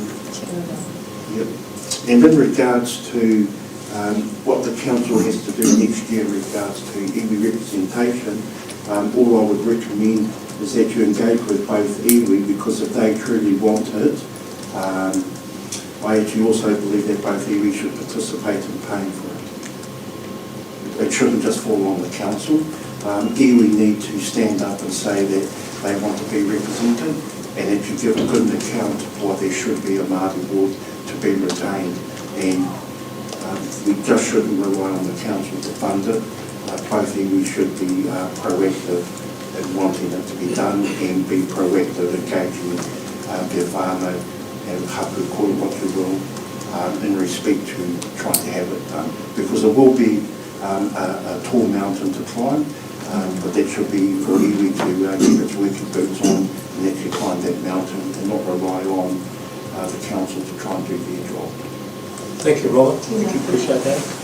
Councillor Johnson. Can I just do a Thanks, Robin. I think you brought that up before about Wairarapa Moana and not wanting to duplicate the two groups. Yeah, so that has been brought to our attention. And of course, you're absolutely right. Just to add to Robin's, yes, I think that is very important to keep an eye on that area.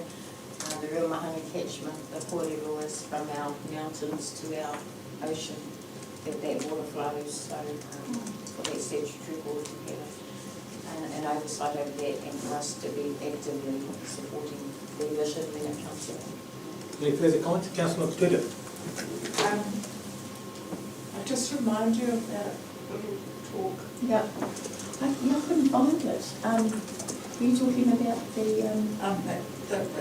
It's the heading. Right at the beginning of the initial engagement. Yeah. You've got Karamanu ki Wairarapa. Yes. Sorry. And Karamanu ki Wairarapa Samiki Noihara. We have four identities in the Wairarapa. And we're known as Ngāti Karamanu ki Wairarapa Tāki Noihara. We're not KKW. So correction, it should have Ngāti at the front. So Whaimama made me aware that there's probably a mistype actually, that it should have on the first initial paragraph, the four entities are Kaununu ki Wairarapa and Ngāti Kaununu ki Wairarapa. I'm pretty We can have that corrected. Yeah. Right, somebody prepared to move that we receive Leanne's report?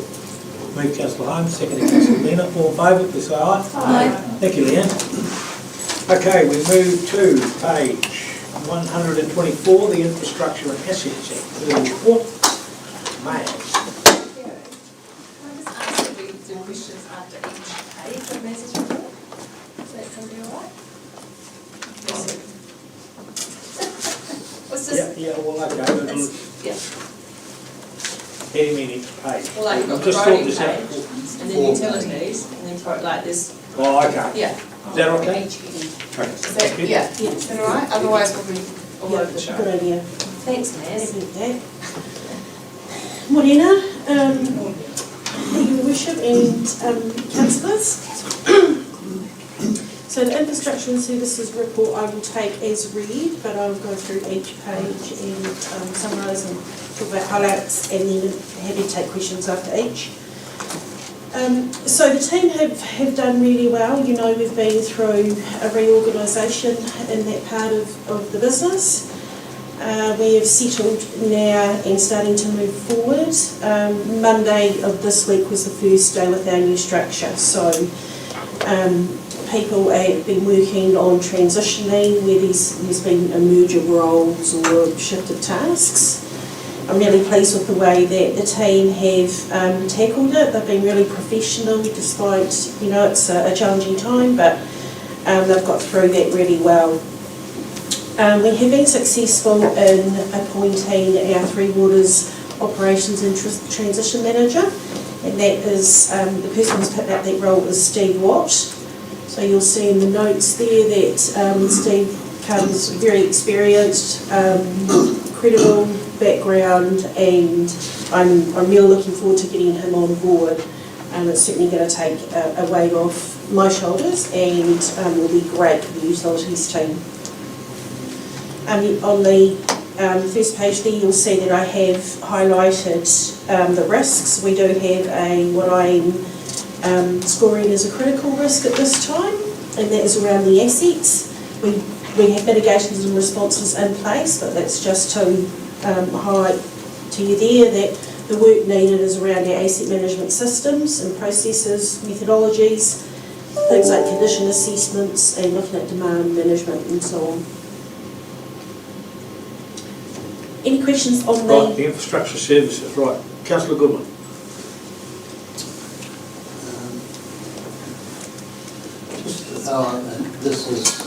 This is a question that gets repeated in council for as long as I've been here, but with the restructure,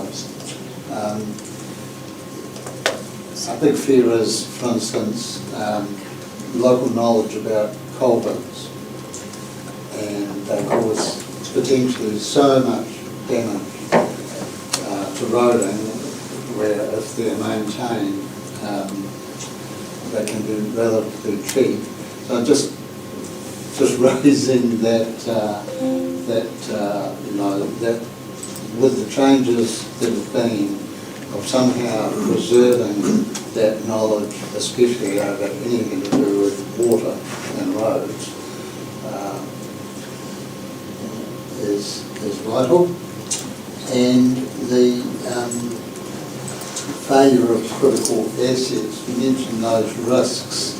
Again, the things I hear about council, you know, losing the 260 grand or whatever on the skate park thing, and cost overruns on the library porta cons, those sort of failures always, we hear, well, some of us hear a lot about, and with various, quite a massive building program that council voted on in the LTP, I just hope particular attention is paid to those projects and getting it right. Yeah, thank you, Councillor. That's why I've highlighted it here, because there's a lot of work that needs to be done in that space. Okay, any further questions or discussion on the page on the infrastructure services? Okay, Mayor, we'll go to roading. Roading. So business as usual. Some highlights, points of interest. There were a number of potholes fixed. Crews completed almost double what they did in the last reporting period.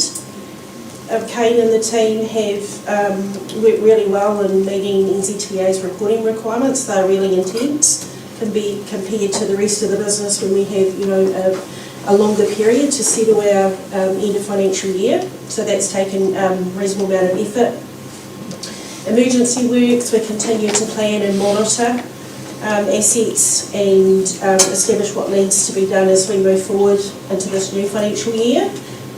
The maintenance contract, I think I spoke to you about this last time, that's going to be subject to a Section 17A review, which will start in the coming weeks. Priorities, so there have been a number of minor repairs works, if you like, which are described as, which have been analysed as some of our key priorities. If we look at the projects, roading renewals, the 2023-24, majority of that work has been closed out. There has been a couple of projects that have been rolled into this new financial year. Footpaths, so we've got a tentative plan in place, but that is all subject to the NZTA funding. We've had indicative numbers come through. We are about to work through a bit of a prioritisation exercise, and we'll be bringing something back to you in that regard on some options. What they are yet, we haven't yet established, but it may be more money or less work, something along those lines. Capital improvements, Kane and the team got the program pretty much well settled for the new financial year, closed out reasonable amount of work from last year. Likewise with the emergency works.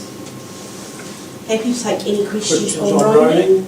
Councillor Holmes, Councillor Johnson, Councillor Lennox. Thank you, Mayor. With regards to the culverts that Brent regarded before, I think a little bit of education with the farmers and landowners. All they need is a shovel. For the bulk of them, the big ones, the council do it, but they have a shovel on their trucks, so I'm sure they could do that anytime.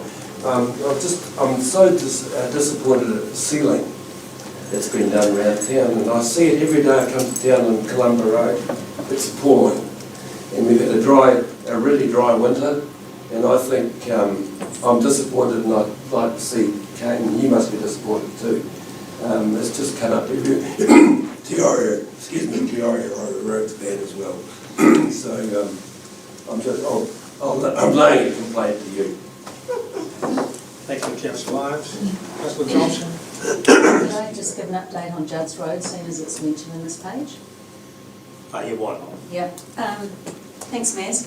Just to update you on Judd's Road, what was prior to the last election a 1.4 financial proposal that went to central government to keep the road open for signalling there is now a $2.7 million project, which is Kiwi Rail's gold-plated, gold standard safety option to road closure, which we don't have the money for, everyone can appreciate.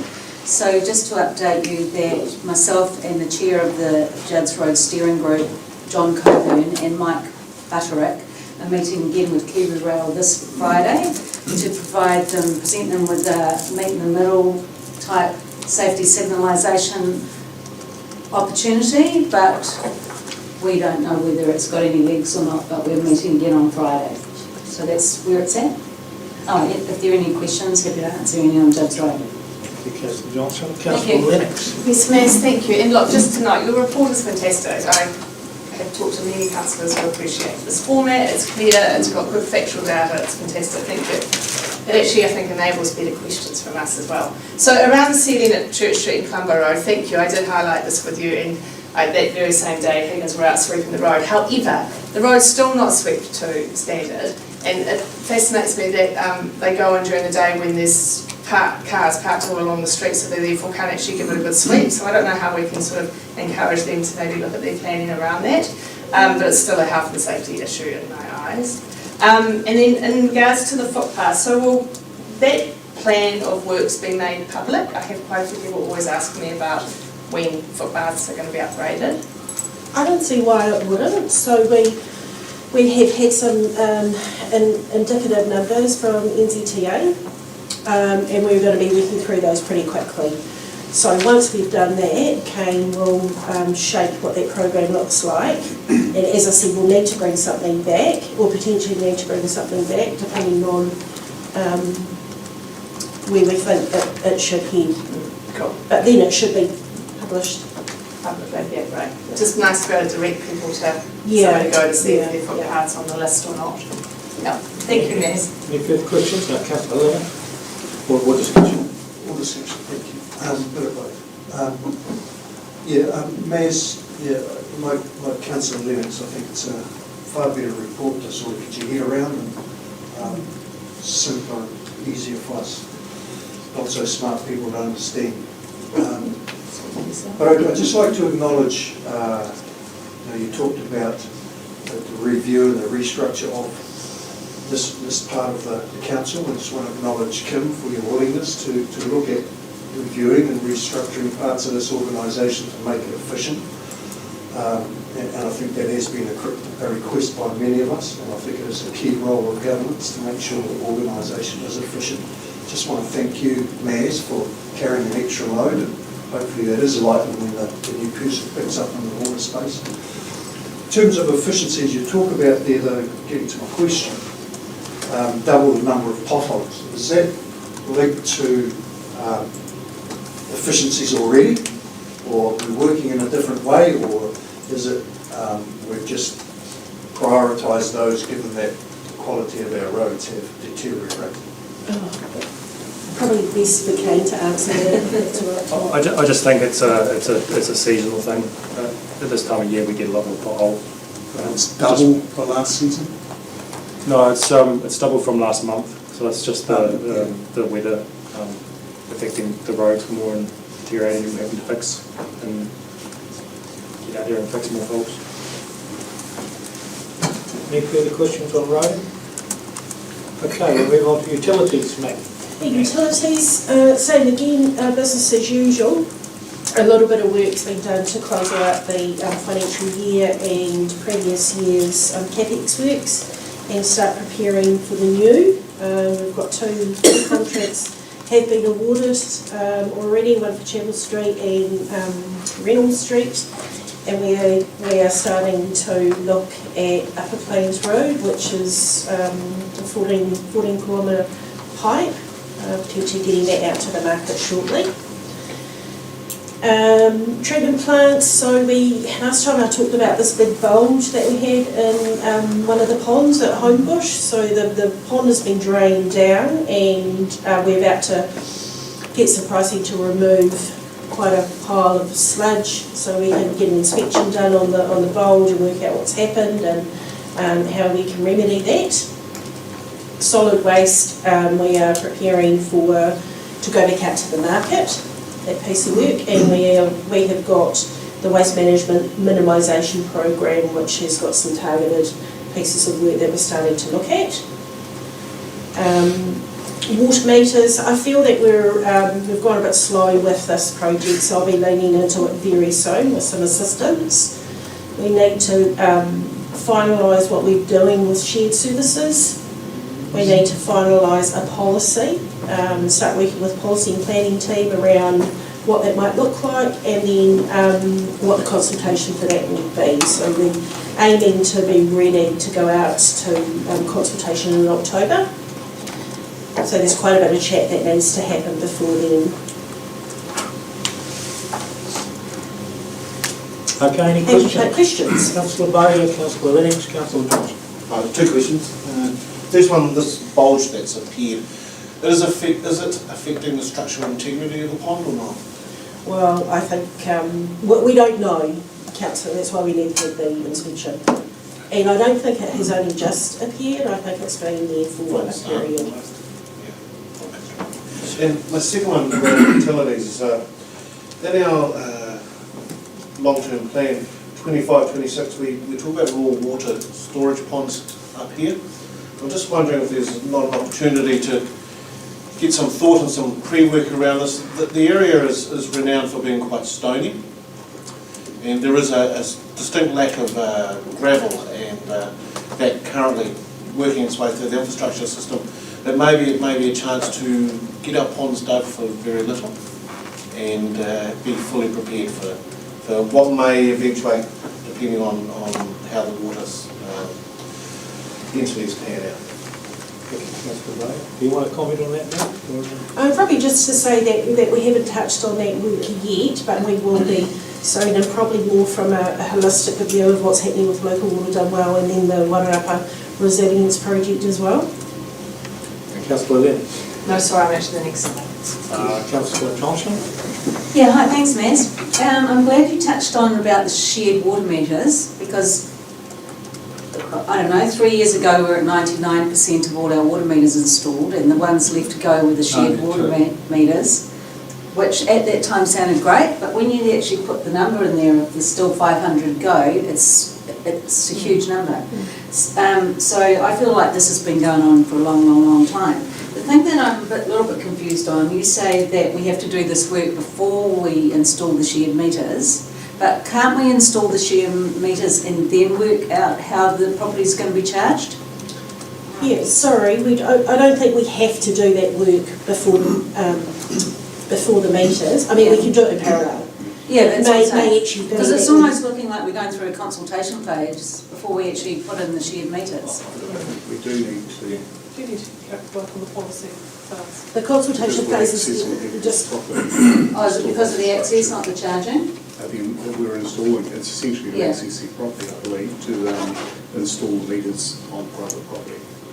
So that's the hold up, is it? We have to determine what the policy should be, and then we need to consult on the policy. So there are a range of options for us. Council could pay to have everybody have a number of water meters. It's one solution. There are different So solutions. it's a policy for the installation? Yeah. So it's a policy on those remaining meters that are problematic, effectively. How are we going to address those? And then we will consult on that policy. So we need to do all of that before we can actually go ahead. It seems quite late in the piece though for the whole project. Yeah, we haven't actually done any work on it because we have, because of the Three Waters, and it was something that we were going to hand over, of course. And so it's not that we've taken a long time, it's just that it has actually paused, and now we're picking that back up. We're still aiming though for the 30th of June, so the next financial year we'll have the process in place, so aiming for that. Councillor Goodman. Just on the issue of the bulge in the pond, is that work being undertaken as in very soon now? Because I would have thought, given we know that our wastewater network is incredibly porous, it's in the west of New Zealand, and with the inflows we get when it rains, I would have thought you would not address that pond until summer. The pond's already been drained, and I don't think there is a challenge with capacity in the ponds. It's the network. And I'm not sure we're the worst in New Zealand. No. Did I say one network? One struggle with that. Yeah, that's fair. Trying to get maybe. 670. Councillor Nelson. Thank you for your report, and just, we don't mind if you guys on the second page, I have to think there was motion splitting into one page. With the projects, I can't see anything referring to Coburn Street and that project where they were going to isolate the area. Should that be part of this report, or I'd expect it to be part of this report, or where are we with that? It is on the councillor. Should I jump to the projects page? Oh, so We've got another question. Oh, on the next page. On the bottom. You're right, Tim?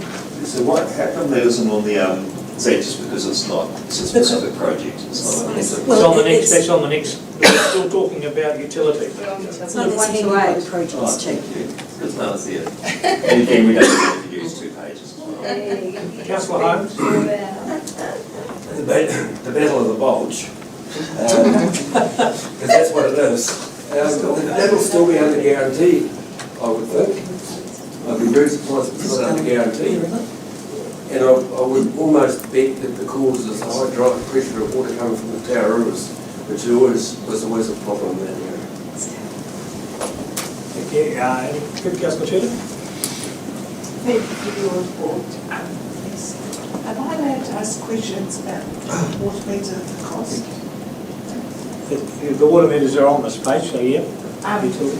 So I'd like to know, is there an amount that every household is able to use before what charges are paid? Councillor, this is what we need to work through as part of the policy work. So there are lots of different models that you can charge. So we need to do that work ourselves to understand what we think might be most appropriate for Masterton. So it may be that every household is entitled to use so many litres per day, and if you're over that, you may be charged. It could look like that, it could look a bit different. But that is the work that we're doing in the next few weeks. Thank you. And my second question is, why are there shared meters? There's more than one house on property. So often there'll be one, one lot of land which has been subdivided, but there might be one pipe that goes up like a shared driveway, for example, and then there'll be a pipe off each of those. And I suppose that you find a way to charge those at certain areas. That's right, and that was the point that Councillor Johnson is making, and that's all part of the work that we need to do for the policy. Go. Thank you, Nancy. My question's around raw sewage and its treatment. Is all raw sewage treated before it's released into the Hill? I can't answer that question for you right now. Is it treated before it's released into the Hill? Yes, It's all treated. Yes, absolutely. Yep. 100%. Yep. I imagine that would be a consent condition. Most definitely is. Yeah, that's why you have your wastewater ponds, so you have the aerobic and anaerobic processes that are happening. We then discharge some of that to land, and then also some of that will go, once it's gone through a process, a little like a septic tank, I suppose. Yeah. It's just that at one stage when we started here, there was some issues around them not being like that. I think Greater Wellington would be on our case pretty quickly on that. We do sampling also of points along the river. so that's reported on. So, yeah. It's only discharged, it's only discharged to in the high flow into the Ruahanga, Joe. Immediately. Given that does raise an interesting issue in that given the porous nature of our wastewater system, whereby we discharge maybe 5 times what we should for our size. I've always wondered, is there an issue? Like, we understand, no, let me finish. Don't anticipate. When it rains, we all understand with the high water tables and it flows in and leads to those high volumes. But the converse situation is when it doesn't rain and the water table is low, I presume there is quite a substantial quantity of sewage flowing out of those pipes into the ground that we walk on and live on. Has that ever been, has the groundwater ever been tested for sewage contamination? Yes, that's my question. Does Greater Wellington or Masterton District Council ever say, look, there's a real problem with these pipes, let's see what's under the ground? I think that's the challenge that you have with inflow and infiltration, which is some of the challenges that we have in the code industry. But it's common. Yeah, but I am curious, has anyone ever looked and tested? Well, I can't speak for what's happened in the past, Councillor, but I imagine if there was an obvious problem and something surfaced, we would be doing some testing. I take your answers in the negative. Okay, thank you. We now move on to projects, assets and compliance. Okay, project. So work at the hood proceeds. We have the lighting, which is under design at the moment. Physical works are scheduled to start or restart around September or October, weather dependent. Certification, the application for certification is in, and we expect to get some feedback in 2 or 3 months. Not necessarily a conclusive decision, but some feedback. I've commenced my training, so I'll move into the role of CEO of the aerodrome shortly as part of that process.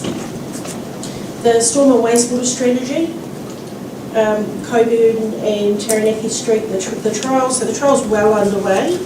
We're in the process of installing some instrumentation so that we can start collecting some data in real time to understand what's happening in that particular catchment. We've replaced a number of assets, and this is a process of elimination. So as we are uncovering and discovering things, we are making the necessary changes. We have a workshop, a full workshop, which includes ourselves and GHD, the external experts that we brought in to assist towards the end of this month. At the Youth Hub, we're just waiting confirmation that the consent is ready to be uplifted.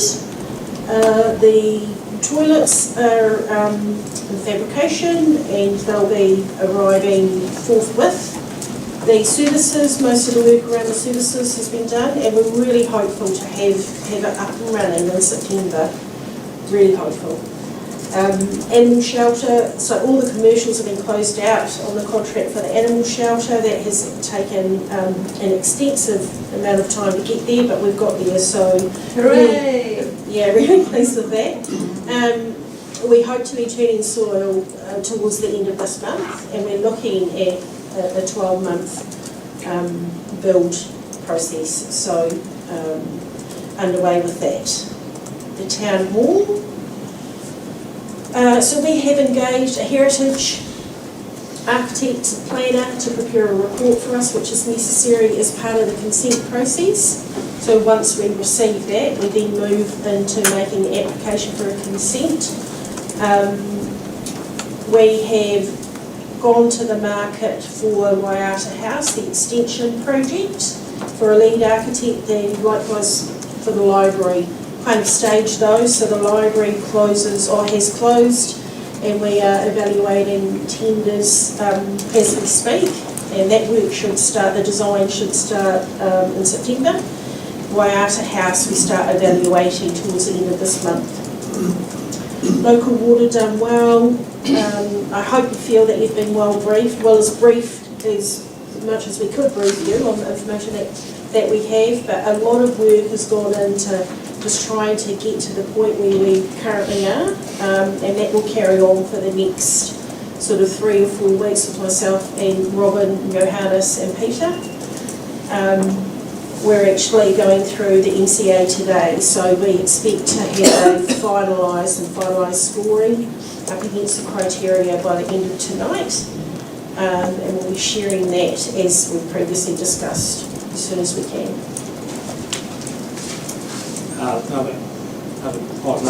Okay, we'll go to questions. Great. Councillor Brady, Councillor Lennox. Thank you for the report. I echo that it's incredibly better than the last one we were getting. 5 manhole covers in Taranaki Street have been replaced. Why? And when they were replaced, I'm expecting the chamber below them was replaced as well, and was it made to have more capacity? I'm not sure about the answer to the capacity question, Yep. but the whole piece of it, the whole kit was replaced. And they were replaced because on inspection they had broken down quite severely. That's a fairly new piece of infrastructure to go in. And is there any pushback on the original developer for that? Or? My understanding is that these are just over 10 years old, which is, kind of outside of... Thank you. Councillor Lennox. Thank you, Mayor. I do have a few questions. Just around the youth hub, great to hear that it's going to be up and running by September. Is that advantageous? Because that's going to get me very excited and the community excited. That's why I said we're going to do our utmost. So we can say to the community it'll definitely be there for the beginning of the summer school holidays. Yes, I think that's really reasonable. good. Okay, excellent. Thank you. Just around the tenders, when we go to tender, I know we have to go through that whole GETS process, but as one of the has the criteria that we want local trades, can it be stipulated? Or does everyone from New Zealand get a chance to put their tender in? You can put that in your criteria and you can give it a weighting. So, if you're local, you'll get a higher score than if you're not.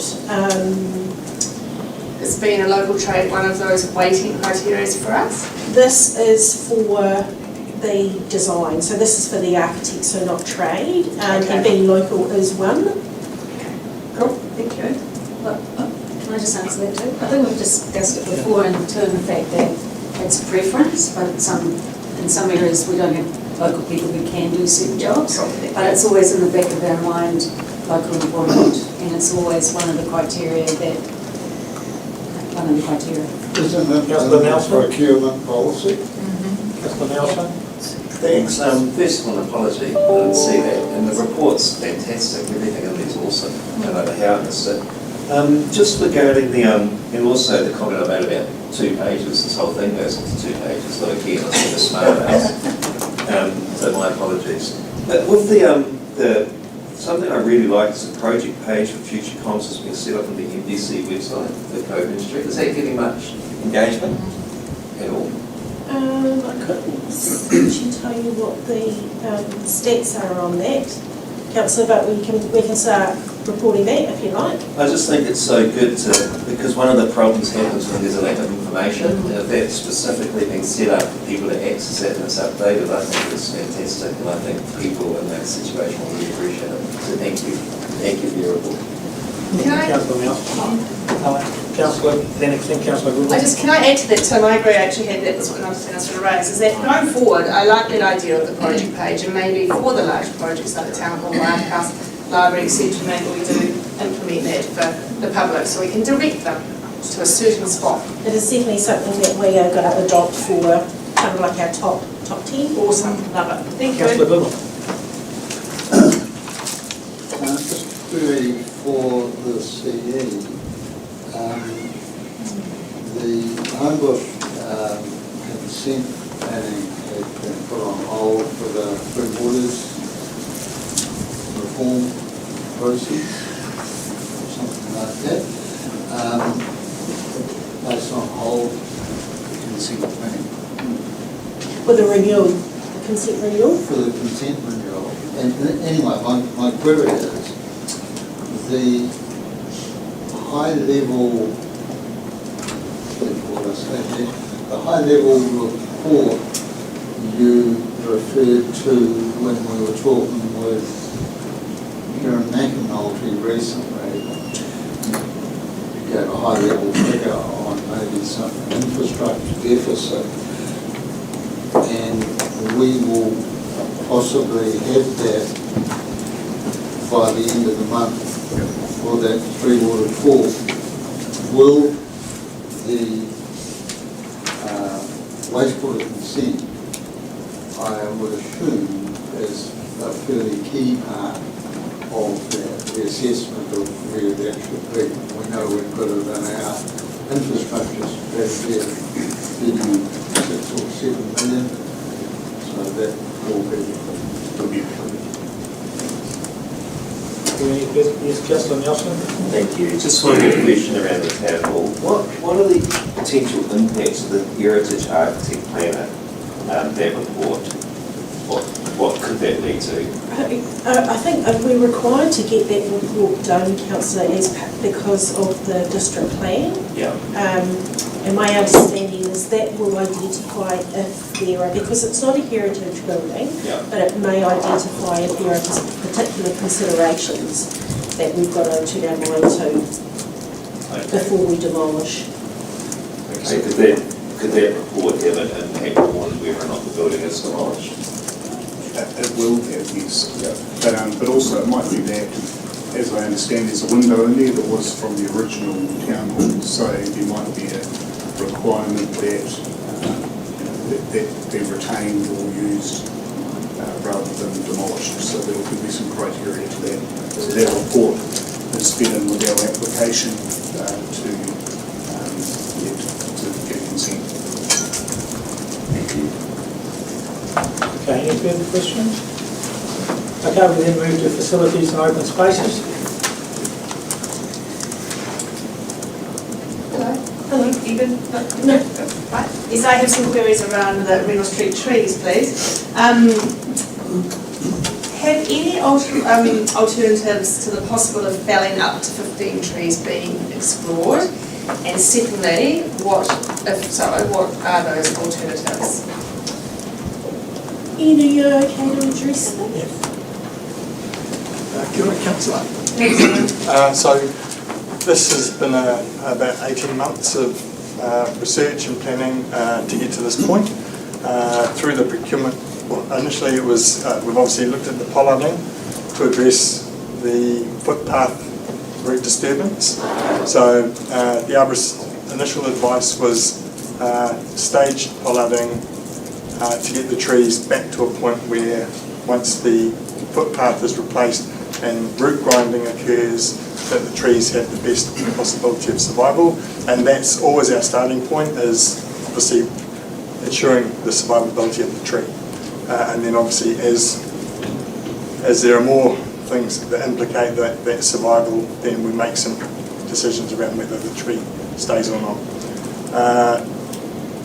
The initial pollarding stage of the trees saw a bumper summer growth period, so the pollarding work recovered a lot more than we were led to believe it would, but we're still faced obviously with the footpath issues. So the arborists have come through again. They've had a reassessment around the need to pollard and the survivability rates, and the latest assessment is that there's potentially 15 trees from Chapel Street to the Waipa College hostel entrance on the northern side that would suffer considerably through the pollarding and root grinding work to get the footpaths back to a manageable, accessible state. So we've considered steps along the way to ensure the survivability, and as time's gone by, the arborist's opinion has changed over what might survive through the work. And did we get two opinions So part on of the this? procurement process is we got 3 assessments done, and that to settle on the price, and that so we've had three different views as to what can be done, and they've all agreed that. They may possibly need to be felled, is what The latest one has got 2 opinions around the felling, but the original full piloting work was three different arborists' opinions. Okay. I guess for me, I just know that there may be some interest in this, given that they are feature trees of our town, and are very well known. It's sort of, quite iconic, I guess, and we have other streets like it. So I guess for me, it would be being really clear to the community. And I know it's the residents of Regal Street, but also the wider community. I've had a few people from the wider community come to me on this point. So I guess just being really clear as council to communicate the why it is having to happen, and the how we got to this point, and also possibly get a planning going forward from us around this, because I'd hate for this to set a precedent going forward for some of the older, more established trees around our town. Yeah, I guess to put it into context, our parks contract, we introduce 60 trees a year. And that's part of obviously accepting subdivisions. So there's trees that come onto our portfolio from development, and then plus we have a maintenance and replacement program. So our parks contract is to look at 60 juvenile trees a year, and over 3 years they transition off our books to become mature trees. And that, so at any one time, we're sort of taking on 60 new trees. I know that we've got a significant planting program across the whole Masterton area, and we're putting in probably thousands of trees. Actually, when you look at from Riversdale Beach right through into town. Understand what you're saying though, Yep. Councillor. Thanks, Gaz. Just so people can kind of gauge the scale, so how many trees are on that part of stretch of street on the northern side? The first stretch, there are 27. So it could be up to 15 of the 27. Yep. Yeah, and it's going to be that very first section. Thank you. Awesome. Any further questions, Councillor Johnson? This is with regards to the senior housing in Chapel Street, and it says we've got a waiting list of 60. And good news, I suppose, is that the MSD waiting list for rentals has gone down in the last 18 months from what it was at the height, so that's encouraging. But the question I'm asking is, do you update the waiting list, or do those names just sit on there? Because I know that we've got a waiting list of up to 3 years, because I've noticed through my position as director on Trust House that quite often people on duplicate lists, and people's names don't come up waiting lists too if their situation changes, or if they get a rental, they just forget about it. So I think it would be good practice if we are... It is actively monitored. That's all I wanted to know. Thank you. Councillor Bowyer. Thanks, thank you. Douglas Villa Bank. Douglas Villa Bank. If that keeps on giving it to me. So the galvanised handrail, the fixing of this will be at the contractor's cost, not at our cost? Yes, that would be covered by contractors' warranties. Okay, thank you, Rose. And the next one is possibly a question for Karen here. I see in upcoming work we have lease policy and asset disposal policy. What would be the time frames around getting rid of that? Yes, that was reported in my report. We're looking at next council meeting. Councillor Nelson? Just going back to the point raised by Councillor Lennox, just with those 15 trees, is there a specific reason why that particular area of town has been impacted?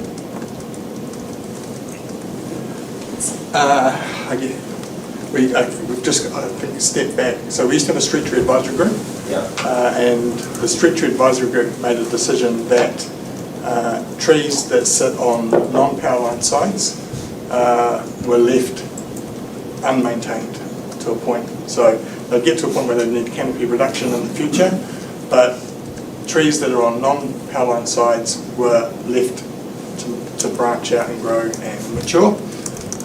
And one of the consequences is that because we've been through some significant growth periods with the way the climate's gone, I get the impact of root disturbance on this stretch of footpath, and it's not the only area that's currently under pressure and threat because of the tree growth. But yeah, it's a consequence of the maintenance program, and through the LTP process, we've talked about increasing the operational maintenance costs for keeping on top of the tree network. So yeah, we've got over, I think, up to 1,300 trees currently in the network. And so that maintenance cycle, to try and manage it within a year with the budget that we previously had, was very difficult to keep on top of that canopy reduction and pollarding work. I just feel there's such a significant part of our town, and we need to make sure it's a isolated incident. It doesn't happen again. If it's happened because of something that didn't happen in the past, then the thing that didn't happen in the past has to happen in the future, or from this point onwards. Yep. And that's what it sounds like it's saying. Yeah, so we've rectified one of the issues that led to this situation by getting more funding made available to improve our maintenance cycle. But I can't promise it's the last of the trees to come down because there are significant infrastructural implications in some of the streets in Masterton. Yeah. Councillor Holmes? Trees are like us as human beings, they don't pass forever. And we have a health and safety issue here as well. And the last thing we want is these beautiful trees, as they are, but they're old. The last thing we want is them splitting and falling on cars or people or knocking buildings over. So unfortunately, it's a process that we've got to go through. And I can just give an example. I replaced a couple of beautiful liquid amber down at home. It was old, it was beautiful. It was, by the time I got into it, the whole middle of it was hollow. It was only a matter of time before it would just shattered anyway. So I'm just like, unfortunately, we've got to carry this program on. Thank you. Just like people, if they're nurtured and looked after and treated well, they'll last a lot longer in most all cases. Except their insides aren't quite as good as you get older. Come on, I'll tell you that. Anything else? Okay, Mass, thank you so much. Somebody moved and has a report to receive. Moved Councillor Holmes, seconded Councillor Bayer. All in favour? That was great, Mass. Thank you very much. Awesome. Right, CEO's report. Thank you, Your Worship. I'll keep it reasonably brief, this report, because I think the reports you've received today from the team have been pretty comprehensive. So a couple of highlights. One is we're, as you know, an awards finalist in the LGNZ Super Local Awards very shortly. So Councillor Lennox and myself will be attending, and I think Corin also will attend, hopefully receive that award if we get that, which will be good. So we're one of three. And that's relating to our long-term plan consultation document, the way that it was presented, and also the way that it was considered by our council here, which ultimately ended up on some areas, I suppose, changing positions and your mind and various things as to the feedback that you've received from the community. So a couple of other things, the Assura platform. So we've now got a new, I suppose it's an app, a health and safety type app that we use within council, and that's proven to be very successful so far. A lot of very good reporting, and we're able to get on top of things quicker to be able to resolve issues that's underway. And then from a technology perspective, we have taken on board a tool called Flowingly, and the idea there is to make process improvements so that when you deal with council, there's no real duplication, and a lot of stuff can be done online. And also automating a lot of our back office systems so that we're not reliant on additional labour to be able to process certain things such as dog registration or building consents, etc. So a lot of good work in that space. You've also asked for a report, just a summary around the benefits of being a member of Local Government New Zealand, and that's at the final part of my report. including the cost of membership, which is $42,686. So, but happy to answer any questions that you may have. Councillor Lennox. Yes, thanks, Kim. Just one question around the LGNZ membership. So if we were to not be members anymore, say before 2000, how much would it then roughly cost us to get all that information that we do have? Like, would the membership fee be less than us going and taking all that advice and documentation that we do utilise it for? The cost be greater? Have we done that study? Well, we haven't done that study, but I think on the surface it'll be a lot more, and I think we do still get a lot of value, in my view, through LGNZ member advocacy, all the updates of policy that's coming through, additional training and development for councillors and also for the mayoral school. And sort of, I suppose it's the opportunity to be involved with similar councils across the country and to be able to understand some of the complexities that they have and how they're dealing with it. So it's that opportunity for us to network and understand that we're not alone. So I think it's money well spent. I know it's a lot of money, but it's money well spent, and I think we still get good value. It's my personal view. So no, that's good. I think it's good for the ratepayers to understand the cost and what it will make. Thank you. Councillor Goodwin. Yeah, I'd just like to say I'm quite happy with that expenditure. It's great to be able to phone someone up there and get, sort of the outside opinion. But I just wonder if you could help me. You said on the local government, super local award for our consultation, my memory must be fading because you were saying how that consultation made us change our minds on some things, and I'm just struggling to remember. I'd like you to remind me what things we changed our minds on.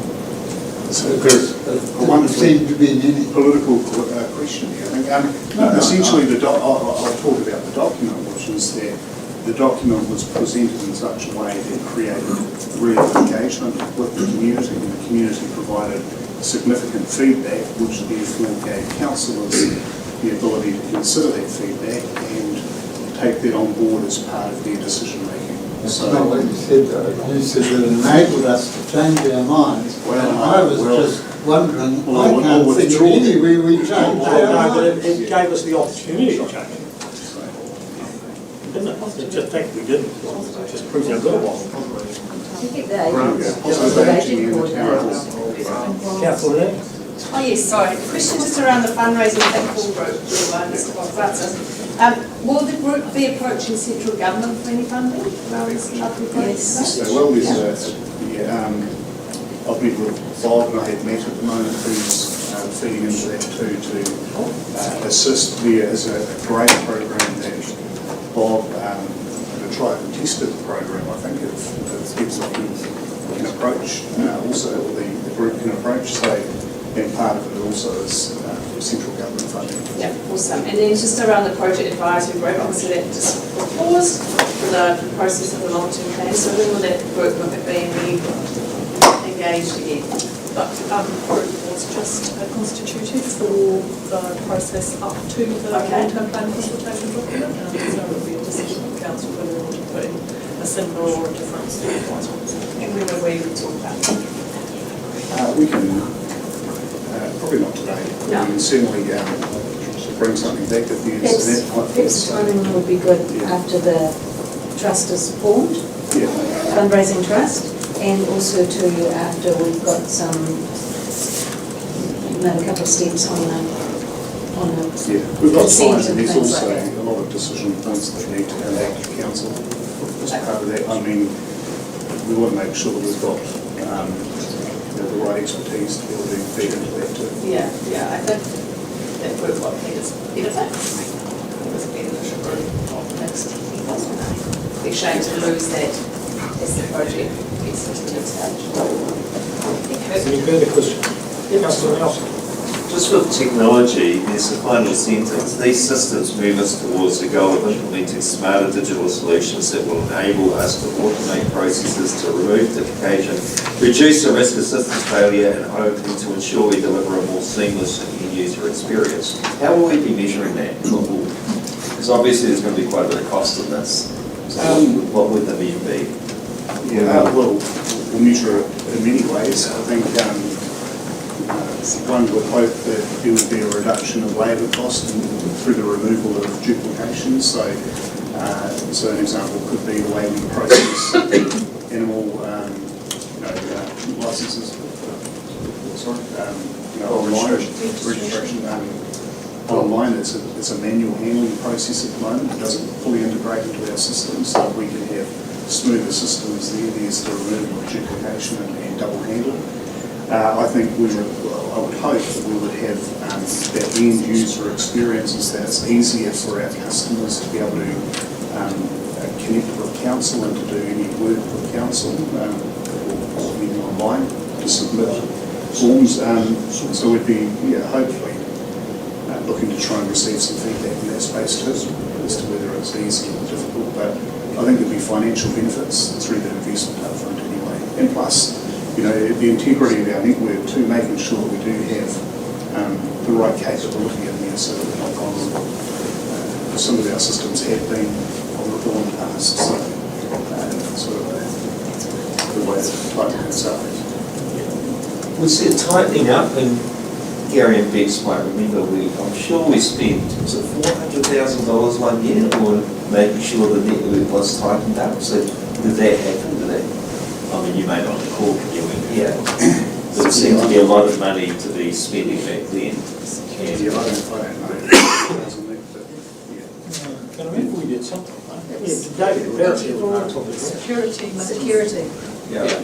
Not so much systems, a security review and tightening up any vulnerabilities from attack from hackers, and so that work was done and put in place, but the systems are a lot bigger than just the external exposure to attack. We've tightened up there, but there's all sorts of other things within our IT infrastructure that we can improve. And David Mundy can talk further to that if you want more detail. Yeah, I'll look forward to seeing those improvements. Okay, any further questions? Somebody prepared to move C's report, move Councillor Next, second Councillor Johnson, all in favour, please say aye. Aye. Okay, do we have any councillors' reports? So I didn't follow up. Yeah, I will. Okay, Bex. Councillor Johnson? Yeah, just on Pacifico Wairarapa, Pacifico Wairarapa was created through the COVID pandemic because the Pacifica community kind of fell through the gaps. We've been looked after, cared for, and their needs and demands responded to. So Pacifico Wairarapa Trust was formed, and also was fortunate or deserved of receiving quite a bit of central government health funding. All that money's stopped now, but the trust is still in demand and still fulfilling needs in the community. They do have enough funding to get them through until the end of March next year, but they're really at a kind of a tipping point where they have to see what they want to do long term and how they're going to help the community long term. So the focus has been on health, education, immigration and employment and housing. So the next question, because the funding model has finished, is to apply for funding from the Pacifica Directorate for an independent strategic business plan to be done, which will determine and prioritise their focus, their future, their activities, their outcomes, their costs and their funding opportunities. So that's going to be applied for now and hopefully initiated over the next 3 months, so that then Pacifica Trust will know where it goes to and how it continues to function in the community and do the best by its community from April moving forward. So I just wanted to update you on where they're at. But the other thing is, this year they're holding the second Pacifica Roadshow for tertiary students, which is run in partnership with Victoria University. and that's been held at MIS on 13th of August, and that's when all the Pacifica secondary school students in the area come, and Victoria University is there with all the opportunities, which talks about accommodation and training and whānau support and everything like that, and you're welcome to attend if you want to attend. That was all. Thank you, Councillor Thompson. Councillor Williams. Yeah, just a very brief update from the Refugee Steering Group. So we now have 150 residents in our town, which is awesome, and we've got another intake this year, another one intake, what, like a family of 5. So really excited, and Tim, I know that you enjoy the Paul's community as well, with many of the children actually attending Lakeview School, which is great. So just a little FYI, and you're all most very welcome to attend, is that we are holding an employment and education expo at Lakeview School on the 28th of September. So the morning part of that will be dedicated to the refugee community. So the expo will be open to them, and then we're opening the doors to the public. So morning session for our refugee community, but then the public time up until about 3 p.m. that afternoon will be for the public, which will be great. So come along and become involved and meet amazing people. Thank you, Councillor. Any further ones? Okay, No, look, I'll move on to the my report. I'm going to keep it, I did have 3 or 4 pages here, but I'm going to keep it short because we've had a long morning. But one of the really good things, yesterday I met with the chair of the Wellington Heritage Festival, which is a festival running from October 26th to November 17 over the whole of the Wellington region. This is the first time YRAP has been involved in it. The festival is a volunteer-led, community-sourced heritage and cultural festival. And this festival trust, they act as a platform to promote events that are set up by individuals, organisations and communities. And in this particular one, there's 140 organisations involved, which is about double what they've ever had before. And it's the first time YRAP has been involved, and we've got about half a dozen events, 4 of which are going to be held in Masterton. But the real thrill for me, if you like, is that they've decided to hold the big finale in Masterton on November 17 at Copthorne Hotel. So that'll be a whole day celebration of heritage, and I know that Mana Whenua has been involved already. They're going to be quite heavily involved in it. And Gareth Winter is certainly leading the charge from our point of view. What's the date again, Gareth? November 17. So that's great in terms of the fact that this is a very big deal. It's right across the Wellington area, and they're going to actually finish it all up here in Masterton. So that was really good for us. Yesterday I attended a meeting of the Greater Wellington Regional Council YRAPA Committee, which had a lot of reports on key projects that the Greater Wellington Regional Council is doing in the YRAPA. There was an update on the flood risk management, and they also had an annual asset management condition report. But what I've done, I think you will have seen, I've actually sent that full reports to you. It's a big read, but I've sent it to you on email, and it is well worth a read. We sometimes, I suppose, give the regional council a bit of a hard time. At that meeting, there was a lot of praise given to them for the depth and detail of those reports. Was really good. I've also recently had a number of presentations to local businesses through the Mayor's Task Force for Jobs scheme. Our REAP staff are doing a terrific job with that. And I would just say to any of you who know any businesses who are looking for people aged between 16 and 24 for employment, if you could encourage them to get hold of REAP. It's a pretty difficult business environment at the moment, but they're doing a great job in getting people in. In the last month they had, I think, 9 placements, which is really good. And Masterton is way ahead of South Wairarapa and Cardinal in terms of placements. The Deputy Mayor and I met with representatives from Golden Shares to get an update on their plans to upgrade some parts of the War Memorial Stadium with council help. They're very encouraged by our support, but they're also very willing to get involved themselves. They have the World Championships coming up, of course, in 2026, and are pretty keen to have everything up to date by then. So they'll be we're on to that. Tim, David, Holmes and I met with the Castle Point Residents and Ratepayers Association. We went out to Castle Point. I personally thought we're only going to be seeing 3 or 4 people, but there was probably a dozen to 15 there, and it was great. The feeling amongst the residents was good. There were a few things that they brought up for us, and I know Tim's is working to get quite a few of their concerns sorted out. But the whole feel of that meeting was really positive, and so it was good to go there and see things for ourselves. The Waireka Friendship Force, I don't know if too much of you know about that, but this is an organisation which is set up to meet and welcome visitors to town, or visitors to the Waireka. I've got quite a good relationship with them now, so what's happening is that when visitors come here to Masterton through them,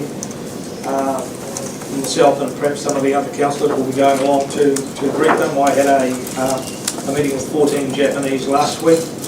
The Friendship Force have got these lovely badges with Castle Point Lighthouse on them that they present to the visitors, and it's just a great function to have, and so we're going to get quite involved in that as we go forward.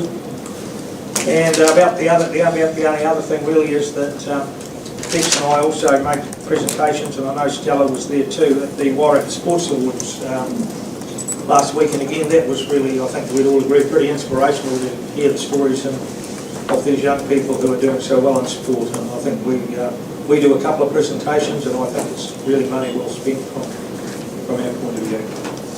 So on that I'd like to move that this report be received. Somebody second Bex, all in favour? Aye. Thank you. I'd like to share one comment. I just think it's great to hear that a significant event, it's a big deal, is being hosted in the existing community-owned facility. It returns funds back to our community. Sorry, that's the first thing you spoke about. Oh, yeah. An existing facility we already have, it's already here, it's being used. That's fantastic. Yeah, they are a little bit worried it won't be big enough, but I've told them if they hold it 2 or 3 years, we might have a bigger one. Yeah. Who knows? Who knows? Okay. Could be 5 years. Okay, we move forward now. Somebody move that we go in public excluded. Moved by Councillor Laird, seconded by Councillor Johnson. Okay, we're now in public excluded.